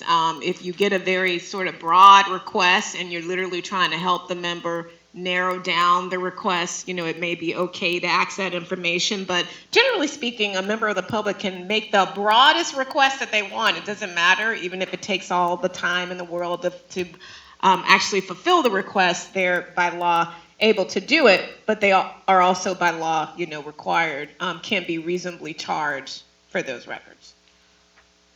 Okay, so it's a guaranteed constitutional right. Similar to the Sunshine Law, this is embedded in Florida's Constitution. And before we had a Sunshine Law, we actually had our public records law. And so the fact that it's embedded in the Florida Constitution and it's also embedded in the state law means it's a really big deal for the citizens of Florida. And so the way that the law reads, every person has the right to inspect or copy. So that means they can just come in person and view the records. Inspect or copy any public record made or received in connection with the official business of any public body, officer, or employee of the state, or persons acting on their behalf, except with respect to records exempted, and we'll talk about that in another slide, pursuant to, Florida statutes or pursuant to the Constitution.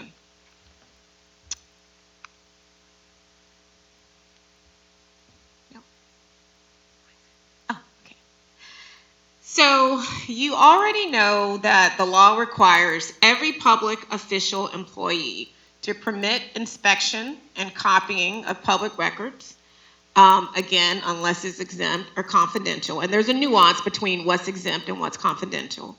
So virtually every document that, that comes your way, that you receive, and I'll give you this example. I've been, in my course of being a government lawyer, oftentimes you'll have people that may not or think that they're taking a record outside of the realm of it being a public record by saying, just show me the record, but don't leave it with me. So you'll have this meeting where at the end of the meeting, everybody says, okay, well, give me that document. I'm going to walk out of here. And because I didn't keep the document, that means it's not a public record. Incorrect. If you simply look at the document, regardless of whether you kept the document or not, it becomes a public record the minute you lay eyes on it because you've received that information. So the law applies to communications with district personnel, citizens, city officials, others involving public business, even if it is on your private computer, your laptop, or your phone. It doesn't matter who pays for the device. An email sent from an old friend to your personal email address on your home computer, but it discusses, the district's business, it's still a public record. So, what the spirit of the law is, it's more about the content of the record that determines if it's a record, not the mode in which the record, sort of the mode of the record. So there are some exemptions to public records. The legislature has carved out, probably some is an understatement. I actually brought, this is like a Bible to government lawyers, but the Attorney General's office puts out a manual every year, and it talks about sunshine and public records. And in this manual, there's probably, over 100 really exemptions. It's the law. It's the kind of thing where you really need to consult with your attorneys, or if you have somebody that has expertise in this area before you release a record, because to the extent that there are some things that are exempt and even confidential, you can't release that information. So if an exemption is applicable, it must be stated in writing. So if somebody calls the district and says, hey, I want these records, and a staff member responds, there's an exemption for this, is not good enough to just state that verbally. It has to be stated in writing, and you have to cite to where in the Florida law, what's that exemption that you're relying on. An example there, and again, this is one of like hundreds, but there's an example of whenever there's an investigatory process and there are notes and draft reports to investigations, there's actually a specific exemption that's carved out for that. Usually as soon as that report is over and done, then it becomes, a public record. So the Attorney General says the same rules that apply to emails should be considered for electronic communications, including Blackberries. Who even has a Blackberry anymore? Maybe it should be iPhone. I should update that. Text messaging, instant messages. You get into the social media. It doesn't matter. Like if you're on Facebook and you're talking about public business, then that's likely a record. It just, emphasizes the point. It all depends on the content of the message, not the mode of the message. So regardless of what form it comes in, cave drawing, smoke signal, carrier pigeon, telegram, handwritten typewriter, email, text message, YouTube video, Facebook post. If it concerns public business, it's a public record. So what matters is the content, what is discussed in the communication, not the form it comes in. Okay. So let's talk a little bit about custodian of the public records. Do you know who your custodian of your public records is here? Heather? Heather's like, It's a little bit of teamwork. there we go. Okay. Well, we need to have one, so there should be a designated custodian of your public records. And so I've quoted here what the statutes, how we define what a custodian of public records is. The elected or appointed state, county, or municipal officer charged with the responsibility of maintaining the office, having the public records, or his or her designee. So there's got to be someone in a governmental agency that's on point as the person that's the keeper of all of these public records. However, courts have concluded that despite having a designated person that's called the custodian of the records for that particular governmental entity, that the records custodian does not alter the duty of disclosure that's imposed by Chapter 119, which is our public records law, upon every person who has custody of a public record. So if you know you have a responsive record, it doesn't matter that you're labeled a custodian or not, there's still a responsibility to disclose that public record. So more about the custodian of the public records.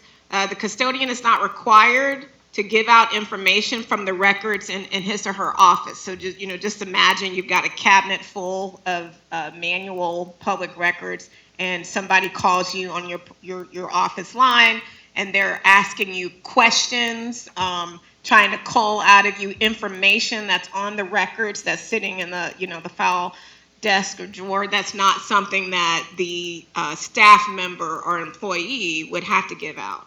It's not verbal. We're not required verbally to read the record. It's about allowing the public to come in and inspect the record or copy the record, and reasonable costs can be charged.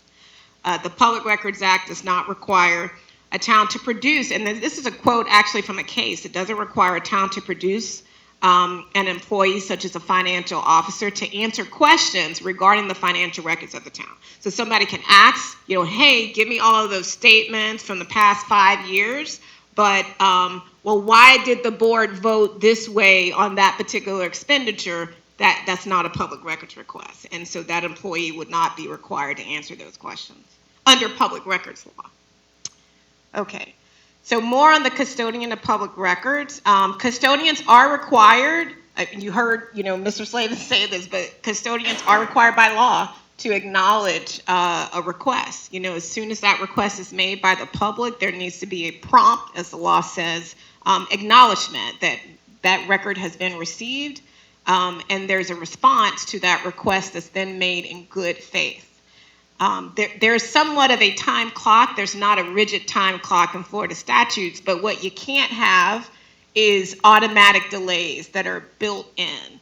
And so if in our policy, we don't have this in our policy, but if we had something in our policy that said, as soon as we receive a public records request, we will respond in, no less than 24 hours. That would be seen as an automatic delay, because if it literally only takes 5 minutes to produce that record, then making the public wait 24 hours would actually be too long. Or it could be, again, anything that's automatic, what should be happening is the amount of time that it takes to produce and fulfill that record. Again, and we'll get to the charges that the governmental entity can charge with respect to the records, but that amount of time really should be done on a case-by-case basis. So lending itself to, you can't just automatically say with every request, we need at least 24 hours, because again, it could just take you 30 seconds. There's a lot of case law on what's an unjustifiable delay in the production of a record. So that's something that governmental entities, again, you need to, it's not case law that says you've got to fulfill every request in a week. Again, it really just depends. But, anytime you're purposefully moving slow and there's staff available to take that time to produce those records, really the staff should be moving as fast as they can within the realm of their operations and their job duties.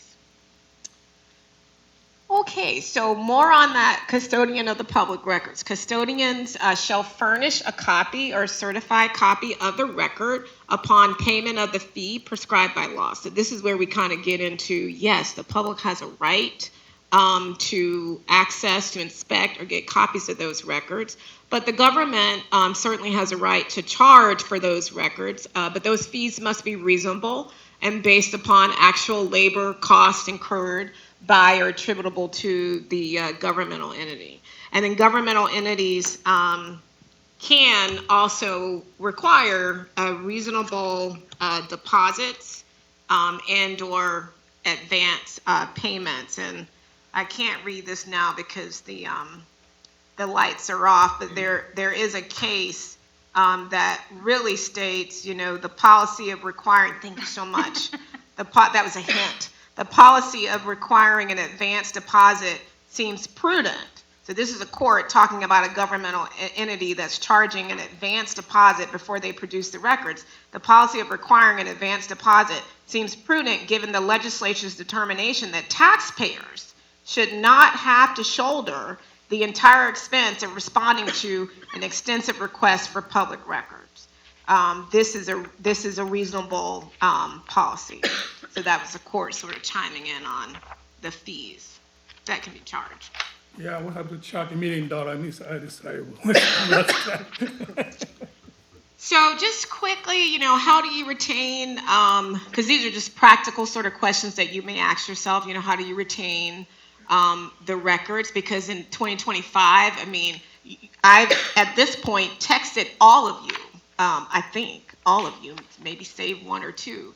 And some people may prefer to just not use their text messages for public business, because there really is a responsibility if you are receiving those types of public business on your phone or social media. There's a responsibility for you to retain that in a safe place to preserve it, so that if the public asks for it, you'll be able to produce it.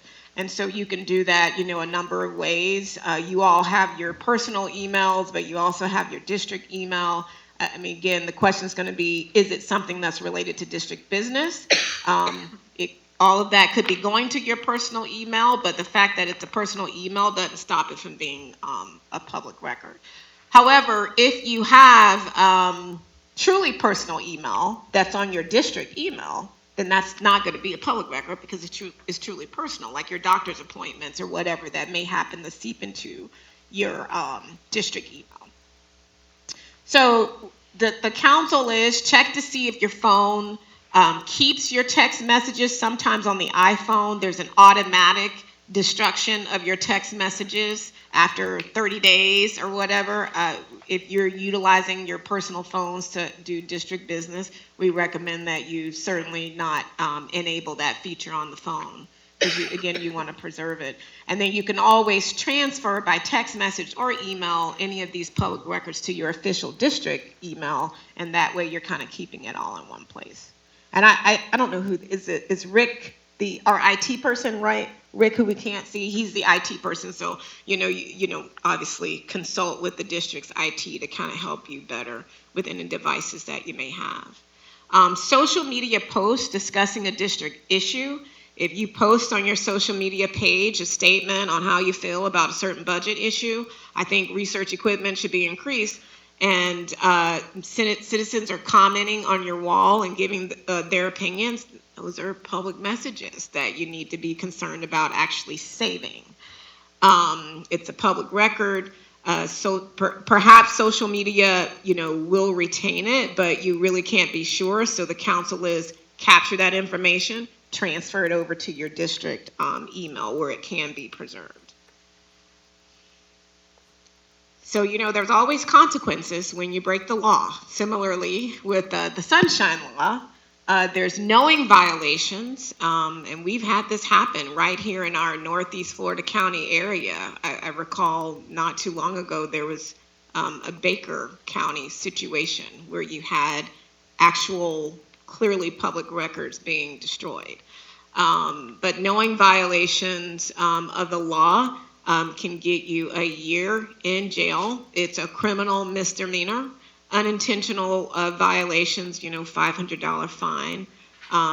That may not be a lot of money, but it's really embarrassing if that happens and you're a public official, an elected official. Civil lawsuits, and kind of like with the public records law, if it matters enough to somebody, they will sue. They will certainly sue if it matters enough. Okay, so this is the last slide. So the takeaways, public records law, very convoluted. There's a lot of case law out on this. As I said, we've got this huge manual with lots of nuances on all of those various topics, that we were talking about. But just the takeaway is you must preserve every document created or received in relation to district business. Whether it's on your personal laptop, phone, emails, text messages, social media, or handwritten notes. I put an asterisk there because there is some gray on personal notes, handwritten, that you take and you don't show anybody. But if you're meaning to permanently memorialize anything, that really is a public record. Keep in mind, a lot of this, of course, would normally be the case that staff would actually get the public records. You likely, as elected officials, would not get these records. But this is still good information for you to know, so that now you know what your staff should be doing when public records, come in. But we can't ask people why they're asking for the records. We can't ask what their names are. We can't even refer them to a website and say, well, this is public information. It'd be a whole lot cheaper if you just go to the district website, where we do actually keep, and I applaud the district, we keep the board budget books, the past board materials, all that stuff is online, and that's really the way that we should be, because public records do cost. But even if all that stuff is available on the district's website, it's actually illegal for us to say to a member of the public, go to the website and get that information, because if they ask for that record, we just got to fulfill the records request. I know, and Commissioner Rosado's like, really? That doesn't make any sense, but yeah, I mean, it's just, wow. It's a right that they have, and once they exercise that right, it has to be, dealt with, right? We got to fulfill the records. We got to let them know here's how much it's going to cost. And once you give us that fee, then we can produce the records or deposit or whatever.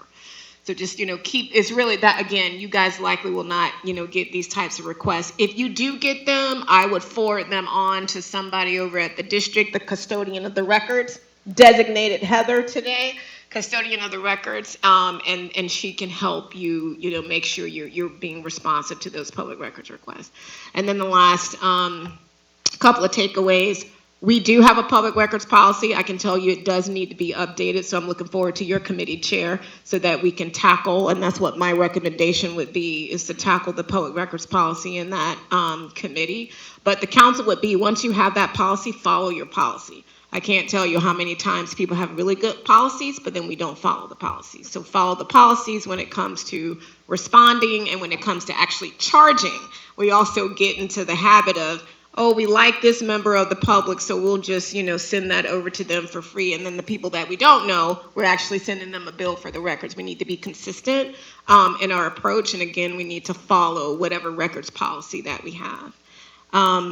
If you have any questions regarding the public records, always err on the side of calling the district staff, the custodian of the records, and the district attorney. So I think, thank you. That's my last slide. Is there any questions? No, ma'am. So when we get our HR person, would that be the correct person to make the custodian of our records? No, Or- no, not okay. at all. Yeah, not at all. I mean, the HR person, this position, whoever's designated, should be just an operational person. I mean, your HR person is literally advising you on HR matters. Public records is not that. That's just the cost of being a governmental entity. It's something that you have to do. So that certainly was not in the scope, and that, in my mind, would not be appropriate for the HR firm to do. Yeah. Mr. Slavin?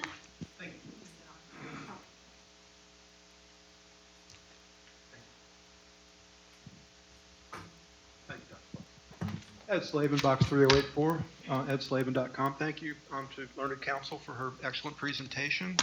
I wanted to note that during the discussion, if I understood correctly, Dr. Shu made a joke about charging me $1 million. And that wasn't funny, Dr. Shu. Yeah.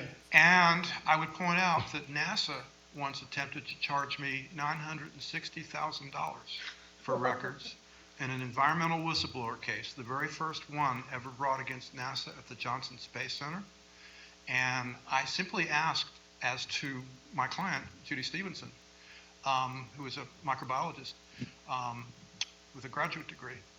I asked them to answer a question, yes or no. Has anybody ever been punished?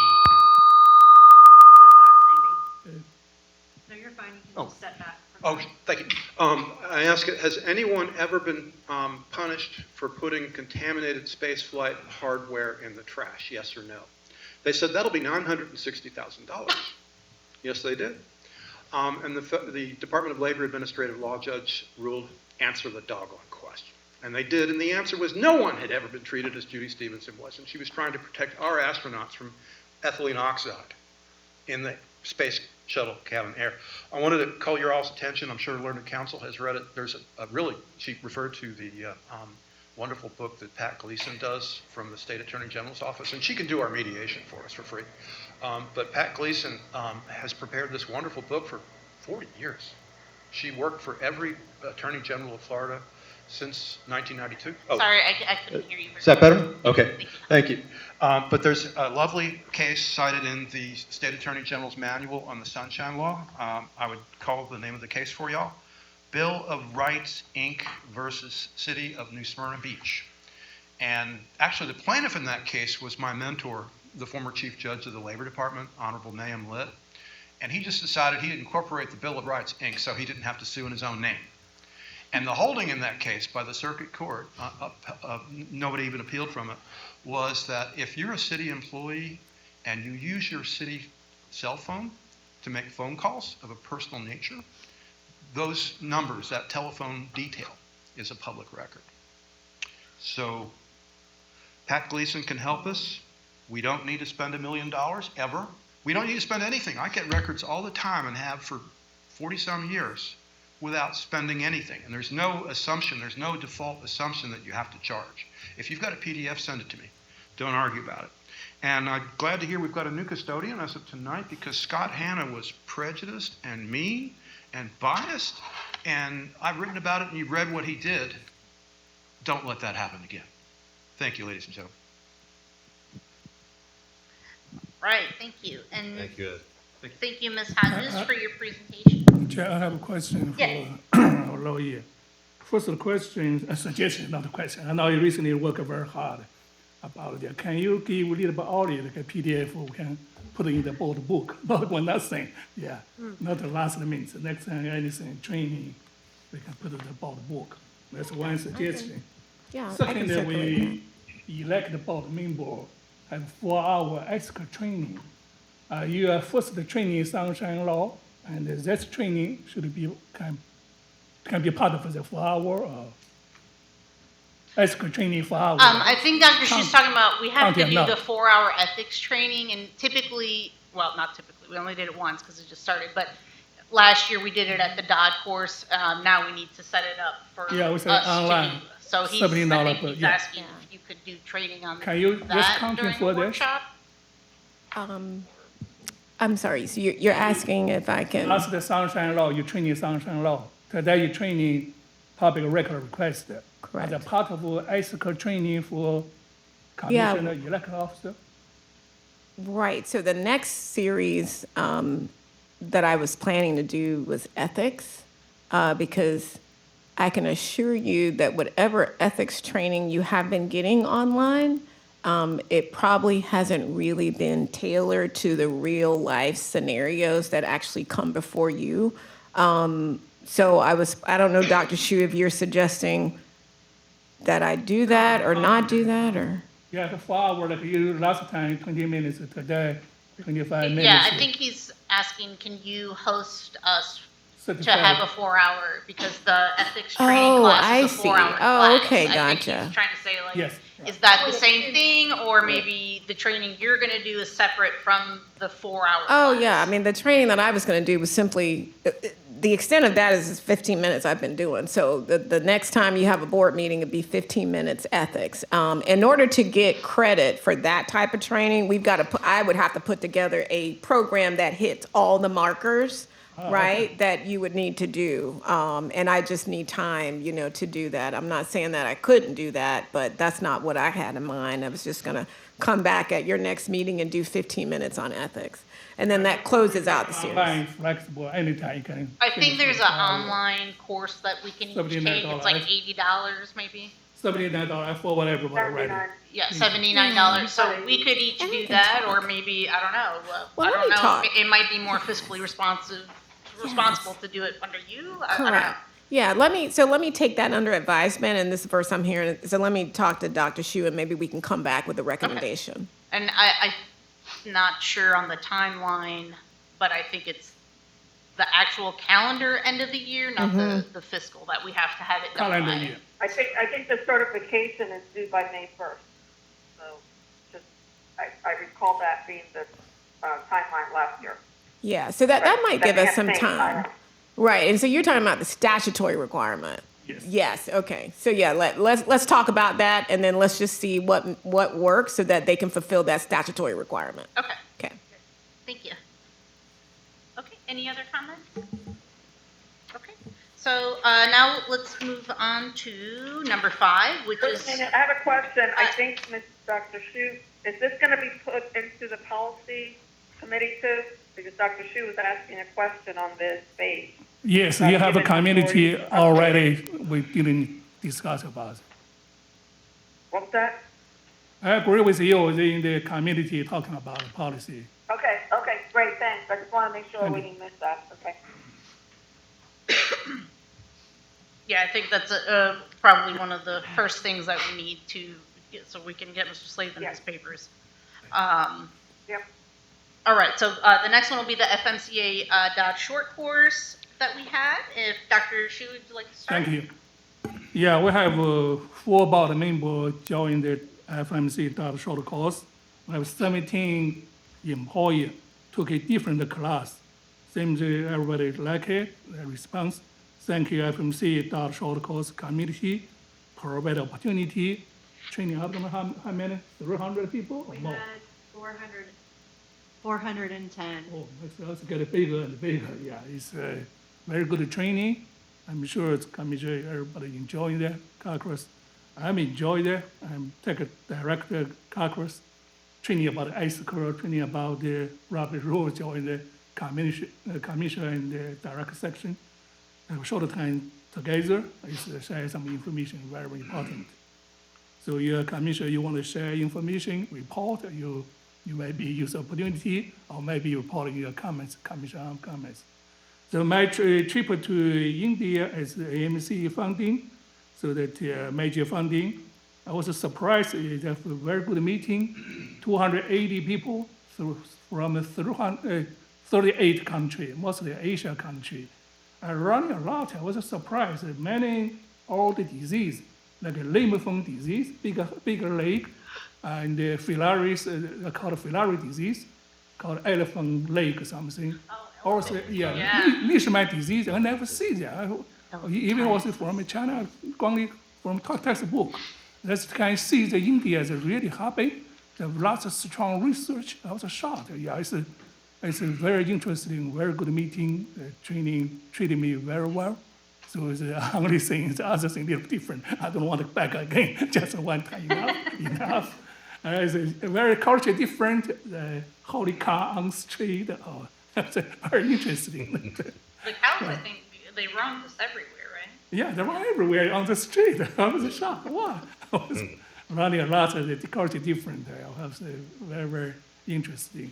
I also have some kind of scientists and young scientists after they give talking at the AMCD comprehensive program, show our capability, research, and education center. Very impressed. After 3 people coming to me, am I going to your district for visit scientists? I said, sure, why not? You get your government funding. We can help you work together. Now there is 3 apply visa. I don't know who can receive the visa for 3 months with scientists. We try to help them. Thank you. Excellent. Commissioners, would anyone like to give some comments? Yeah. On Dot? No? Was that, I will. Okay, Mr. Yeah. Lazar? So I thought it was really awesome and amazing learning experience, especially being my first one. You know, I learned a lot about operations, legislative procedure, some good literature that I have to pick up and read that I'm excited about. So Robert's Rules of Order, I'm sure, Mr. Slavin, you know about that one. So I'm going to grab that. The Silent Spring, I was told to read, so I'm looking forward to reading that. And then I was also really excited about the technology that the drones are coming into and that we're going to be putting in play in the future, which could affect how we perform our aerial operations as we know it today. So more to come on that, but yeah, exciting stuff. I enjoyed it. Thank you. Thank you. I thought it was wonderful. The commissioners were, we were all very excited. I mean, not just us, like all the commissioners present. We're very excited to engage with each other and learn. And we really focused on a lot of different issues. This time it was more of procedural issues and operational issues instead of focusing on the mosquito part, which usually we talk about that the whole time. So it was a very productive meeting. I think one of the biggest things I took from that was the fact that many of the districts use resolutions instead of the motions of the contracts. So it seemed from what the feedback was from them that might be a good step for us to look into because it spells out everything and but we could discuss that later. But it was great, and I had our neighbor Chair Mike come from Flagler, and he emailed me some of their resolutions. So even they do it at Flagler, so it might make it a little bit easier for us to be more effective. And that's kind of the basis of what we talked about during that day was how can we all be more effective and cost saving and continue saving people's lives, and I thought it was great. I'm glad we're able to do it. Commissioner Becker, Yep. as you know, I couldn't make it. Were there any PowerPoints or handouts that you can share? Because I wasn't able to make it this year. I have some. Yeah, Okay. I can have our commissioner's chair rep, Mr. Goodman, send you a few of those presentations. He did a really fantastic job. Yeah, I would like to have it, especially given the topics that you and Commissioner Mazadas that Yeah. covered. Thank you. You're welcome. All right, so now we will go to our reports. Thank you, Chair. First, that winter time, we have started lots of training. Yesterday, today, CPR training, it's very good. Every employee requested. Also, winter time was lots of mandatory training, so we use the opportunity to get a training. Also, we last week, pest control company training certification. Over 50 people here, crowd, everybody happy. Use the opportunity, visit our education center, lots of visit the education center. They're very impressed. So then recently we prepare our surveillance program. Hopefully can start in late March or early April. Those everything's preparation. So we received that 85 applications for HR, the position. Yeah, we select the 7 top and interview 4 and offer 1 top that candidate. And hopefully she can accept it. And if she's accepted the position, we start March 3rd. Request 2 weeks notice for current employee. So that's also we prepare 20th workshop program. Everything's ready. So it's interesting. We have survey actually 10 speakers from 7 countries.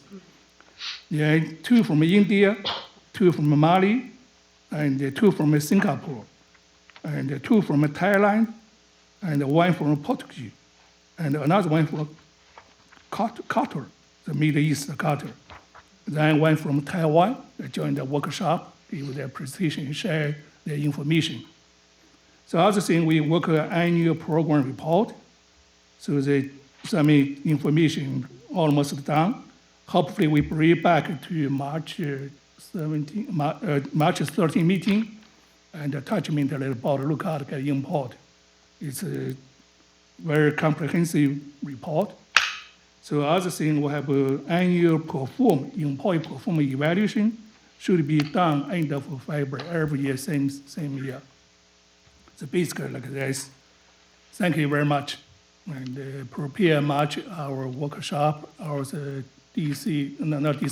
Tallahassee legislation, and Heather and me book hotel reservation and hotel reservation registration. Then March 4th, 3rd to 7th, AMCD meeting, everything's all done. Thank you. Thank you, Dr. Shu. Ms. Hodges? Yes, I just have a few things that I want to report on my attorney's report. So the first thing is I just want to remind the board that you have an attorney contact policy that basically says if any commissioner or the director addresses a question, this applies to the director as well, a question to the board's attorney no more than 1 hour of the attorney's response time can be spent. And then the attorney can come to the board with whatever that question is and basically get permission to authorize that time. I think this rule was put in place because you're a collegial body and so you want to manage the legal costs. So I just want to, so if I'm talking to one of you and we're at 59 minutes, I'm going to let you know that so that we can kind of, manage the various requests. So that's just a reminder. Of course, we can change that as we look into giving your updates to your handbook.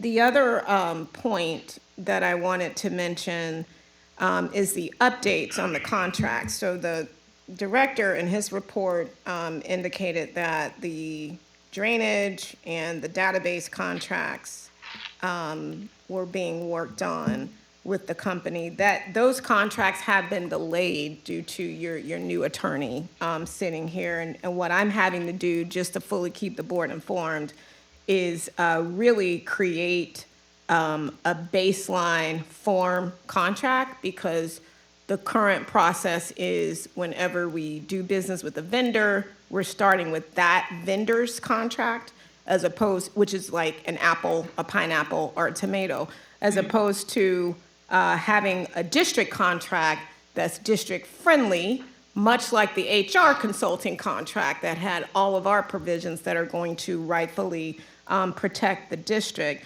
And so I wanted you to know, in addition to those two contracts that will be ready for you by the next meeting, I am working on a system where there's a template for a form contract that is attached to the solicitation document, so that as we do competitive solicitations and people actually place bids on any of your work, when they bid and say, hey, I want to work with the district, they're binding themselves to also accept our contract in the form that we need it to be in. So that's something that is a little bit of extra work, but that's my goal. And I've had, I think, a conversation with the director and Mr. Weaver to kind of let them know that those changes are coming. The other thing that I just wanted to touch on really quick here was the HR contract that the board just approved. Thank you so much for approving that. I wanted you to know that when I had conversations with them, know that that HR firm said they would not give legal advice when it comes to HR. And so we had a very good meeting, my colleague Yash Devi with the director, to talk about some of the HR things. And I fully expect that as we onboard that contractor, that our firm and particularly the HR attorney will be working in tandem, hand in hand with that firm that you just hired. And then the last thing, this is the last thing I promise, is that handout that I gave you that had the sample on there, on that very first sheet. The other thing that I wanted to, if I could, I'm not asking for any action because we actually can't take action when we give reports, but to your point about having a more streamlined agenda, that's just a sample.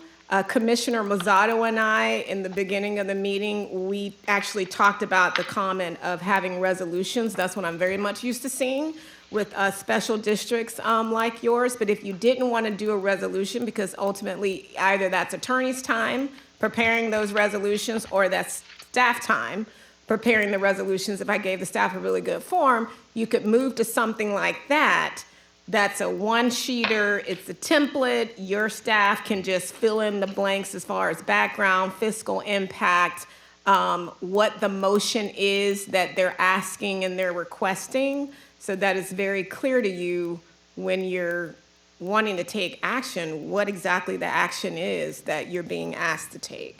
So if that's something you want us to move in the direction of, then I can work with the director to try to get something like that in place for all of your agenda items, by the March meeting.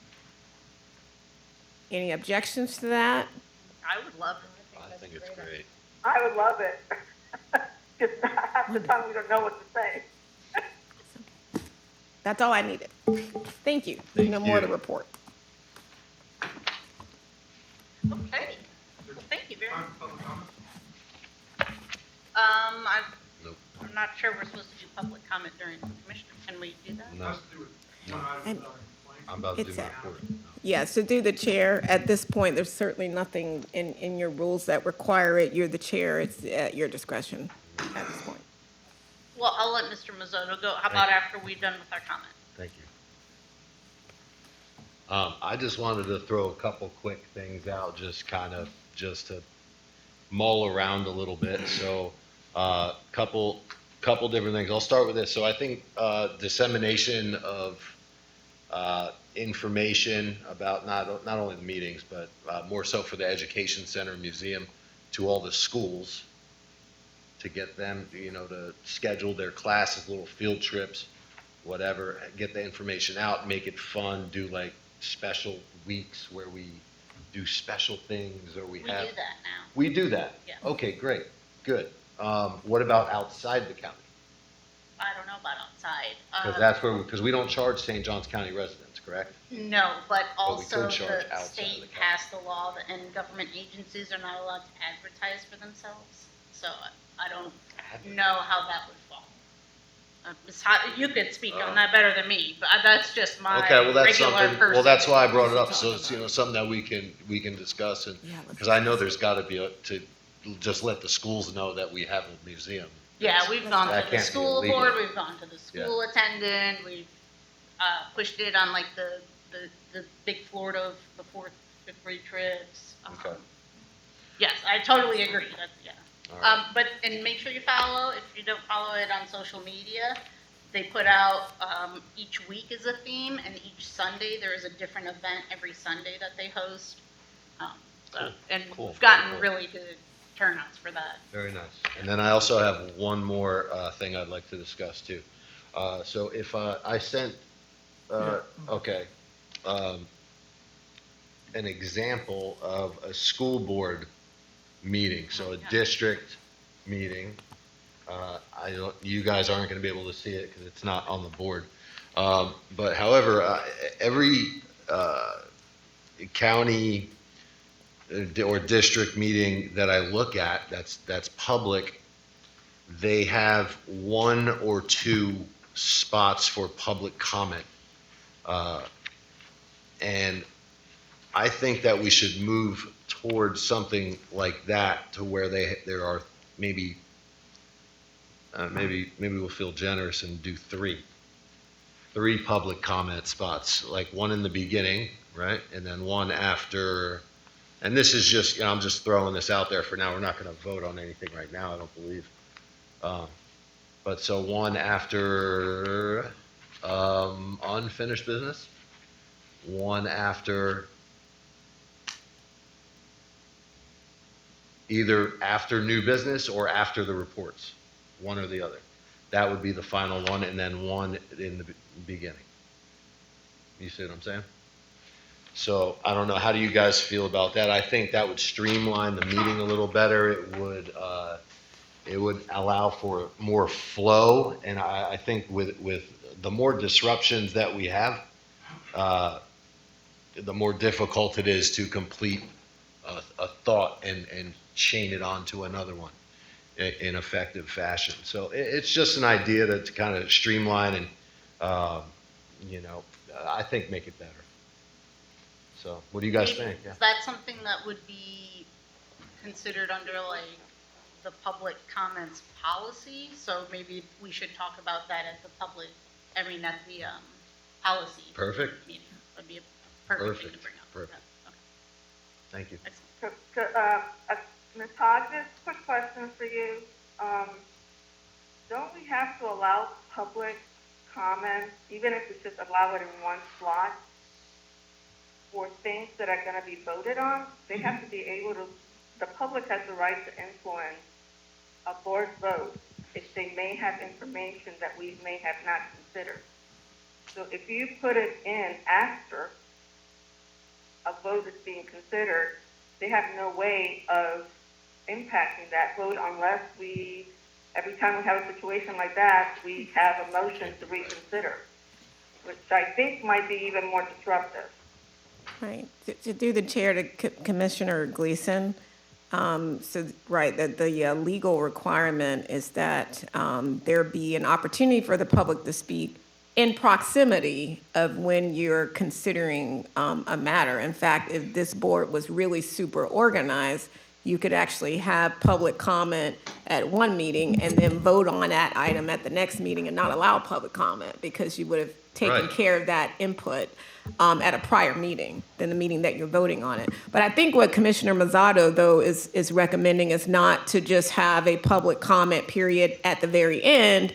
No, I said three. Exactly, he said three. There's So plenty of so as long, opportunity, yeah. correct. So if you had, and in fact, I'm actually used to seeing this more often Thank you. than the method of opening it up for every item. Although I have certainly seen it where boards open it up for every item, but more often, there's a period in the very beginning where members of the public have a certain time frame, an hour, that the body will set, and they can comment on those items that will be taken up for consideration at that meeting. And then there's a courtesy one at the end, once the meeting is over. Because there only Yeah. has to be two. Yeah, So. really only Yeah, has to I be just- I- the I- one. Really I one. meant that question I meant that question not to disagree with Mr. Masada. I just wanted to make sure that in putting policies in place that we were following the spirit of the law when it came to allowing public comment. And the reason I'm saying this is because I know very well the school board agenda, which is what I saw was sent out by Dr. Shu. I actually know some of the commissioners on that board. And the reason that they moved public comment to the end was because in 2022, it got really seriously unwieldy to the point that there were people coming into that school board meeting that had weapons on them. Yes. So, and now there's a reconsideration that now that things have calmed down and things are moving a little bit smoother, not 100%, but smoother, that they're reconsidering possibly bringing back public comment, maybe not in every item, but making it a little bit more amenable to folks being able to comment before a vote is taken on any particular issue.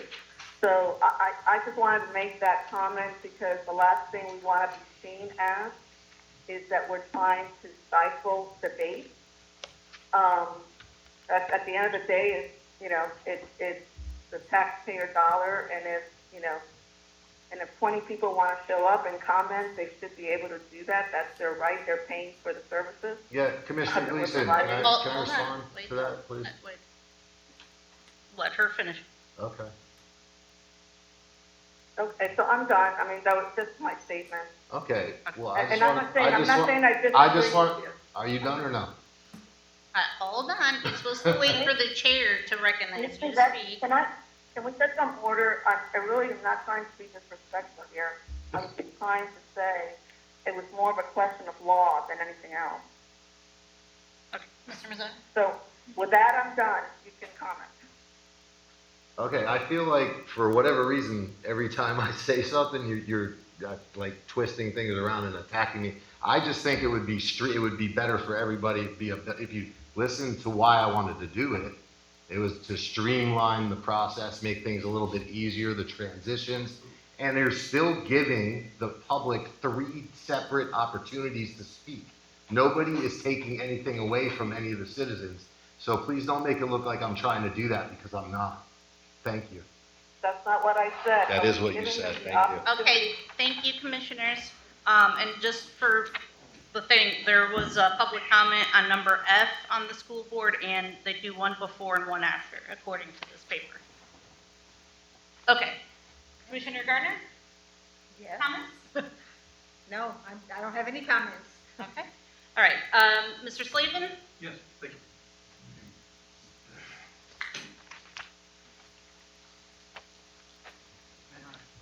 Oh, sorry. Thank you. Thank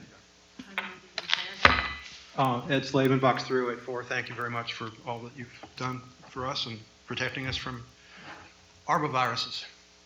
My father was a combat veteran of World War II, contracted malaria in Sicily, and I'm deeply interested in mosquito control and getting it right because I saw how it affected his entire life after 1943. I want to call your attention to Dr. Shu's report, and I'll just read this item. January 28th, 9 a.m. Met the district lawyer about Mr. Scott Hanna's complaints about bullying by the public and public request by 2 reporters, Jax News and Channel 4, through his mobile phones before the holidays. As William F. Buckley Jr. once said, why does baloney reject the grinder? Mr. Hanna is a public servant. He filed a complaint against 2 news organizations and me for doing our jobs. That's un-American. It's a violation of the First Amendment. That should never, ever happen. And perhaps we should consider giving Mr. Hanna a bill for Ms. Hodges' services in answering a frivolous complaint. Because when you read that item there that I just read to you, it sure sounds like he has animus against protected activity. And it sure sounds like that might be coloring what Mr. Mazzata had to say earlier, because there is not a problem with public comment. There's a problem with unaccountable government officials, from the White House to the courthouse to here. And we have a right to be heard. It's our government. It's our country. My father machine gunned Nazis in Normandy and Sicily and North Africa for my right to stand at this podium. And one time at the old mosquito control headquarters, Emily Hummel's husband, Kurt Hummel, heard me say something similar back in about 2007. And he says, walking home, walking his wife out, he says, "I was one of those Nazis." Kurt Hummel actually said it. Emily and Kurt Hummel, she was a Confederate daughter, and Kurt Hummel was literally a member of the Nazi Wehrmacht. And he was a citizen of St. Johns County. He became an American citizen. But don't muck with our right to public comment. Don't mess with our right to be here and have questions answered. And the way that it works is, if it's non-agenda public comment with most of the districts I've seen, most of the boards I've seen, you have a right to make it at the beginning or the end. But if it's comment on a specific agenda item, it's easier for the board members and easier for the public and easier for anybody else if you do it close in proximity, like during the discussion. And then the board members can consider it. So fascism is very efficient. We don't want that in this country. We stand against fascism. Thank you, ladies and gentlemen. Are you calling me a fascist? No, Is that sir. what you're doing right now? Commissioner. Don't be out of order, Ed. I wasn't. Have a seat. I wasn't. Have a seat. I beg your pardon. You're not the chair. Okay. So just in the future, nobody, for the report, nobody said in these records that it was talking about you. We don't know who the complaint was about. Complained about 2 Jacksonville reporters. Well, that's what it says, but it doesn't say bullying by Mr. Slavin. It just says that. So let's Oh, not I see the record. pickpocket because That's what I'm talking about. I'm just saying, like, Ridiculous comments that don't You mean know. anything about what we're talking about. so, all right, let's not get out of It's order. ridiculous. So my last comment It's is, ridiculous. Objection to ridicule. my commissioner's comments are that we are coming up on our legislative days. March is coming up very quickly, and we still have a target on our backs as mosquito control. Our lobbyist contract has been over, and I think that it needs to be renewed. And I'd like to see what you all are talking about. What are you thinking about?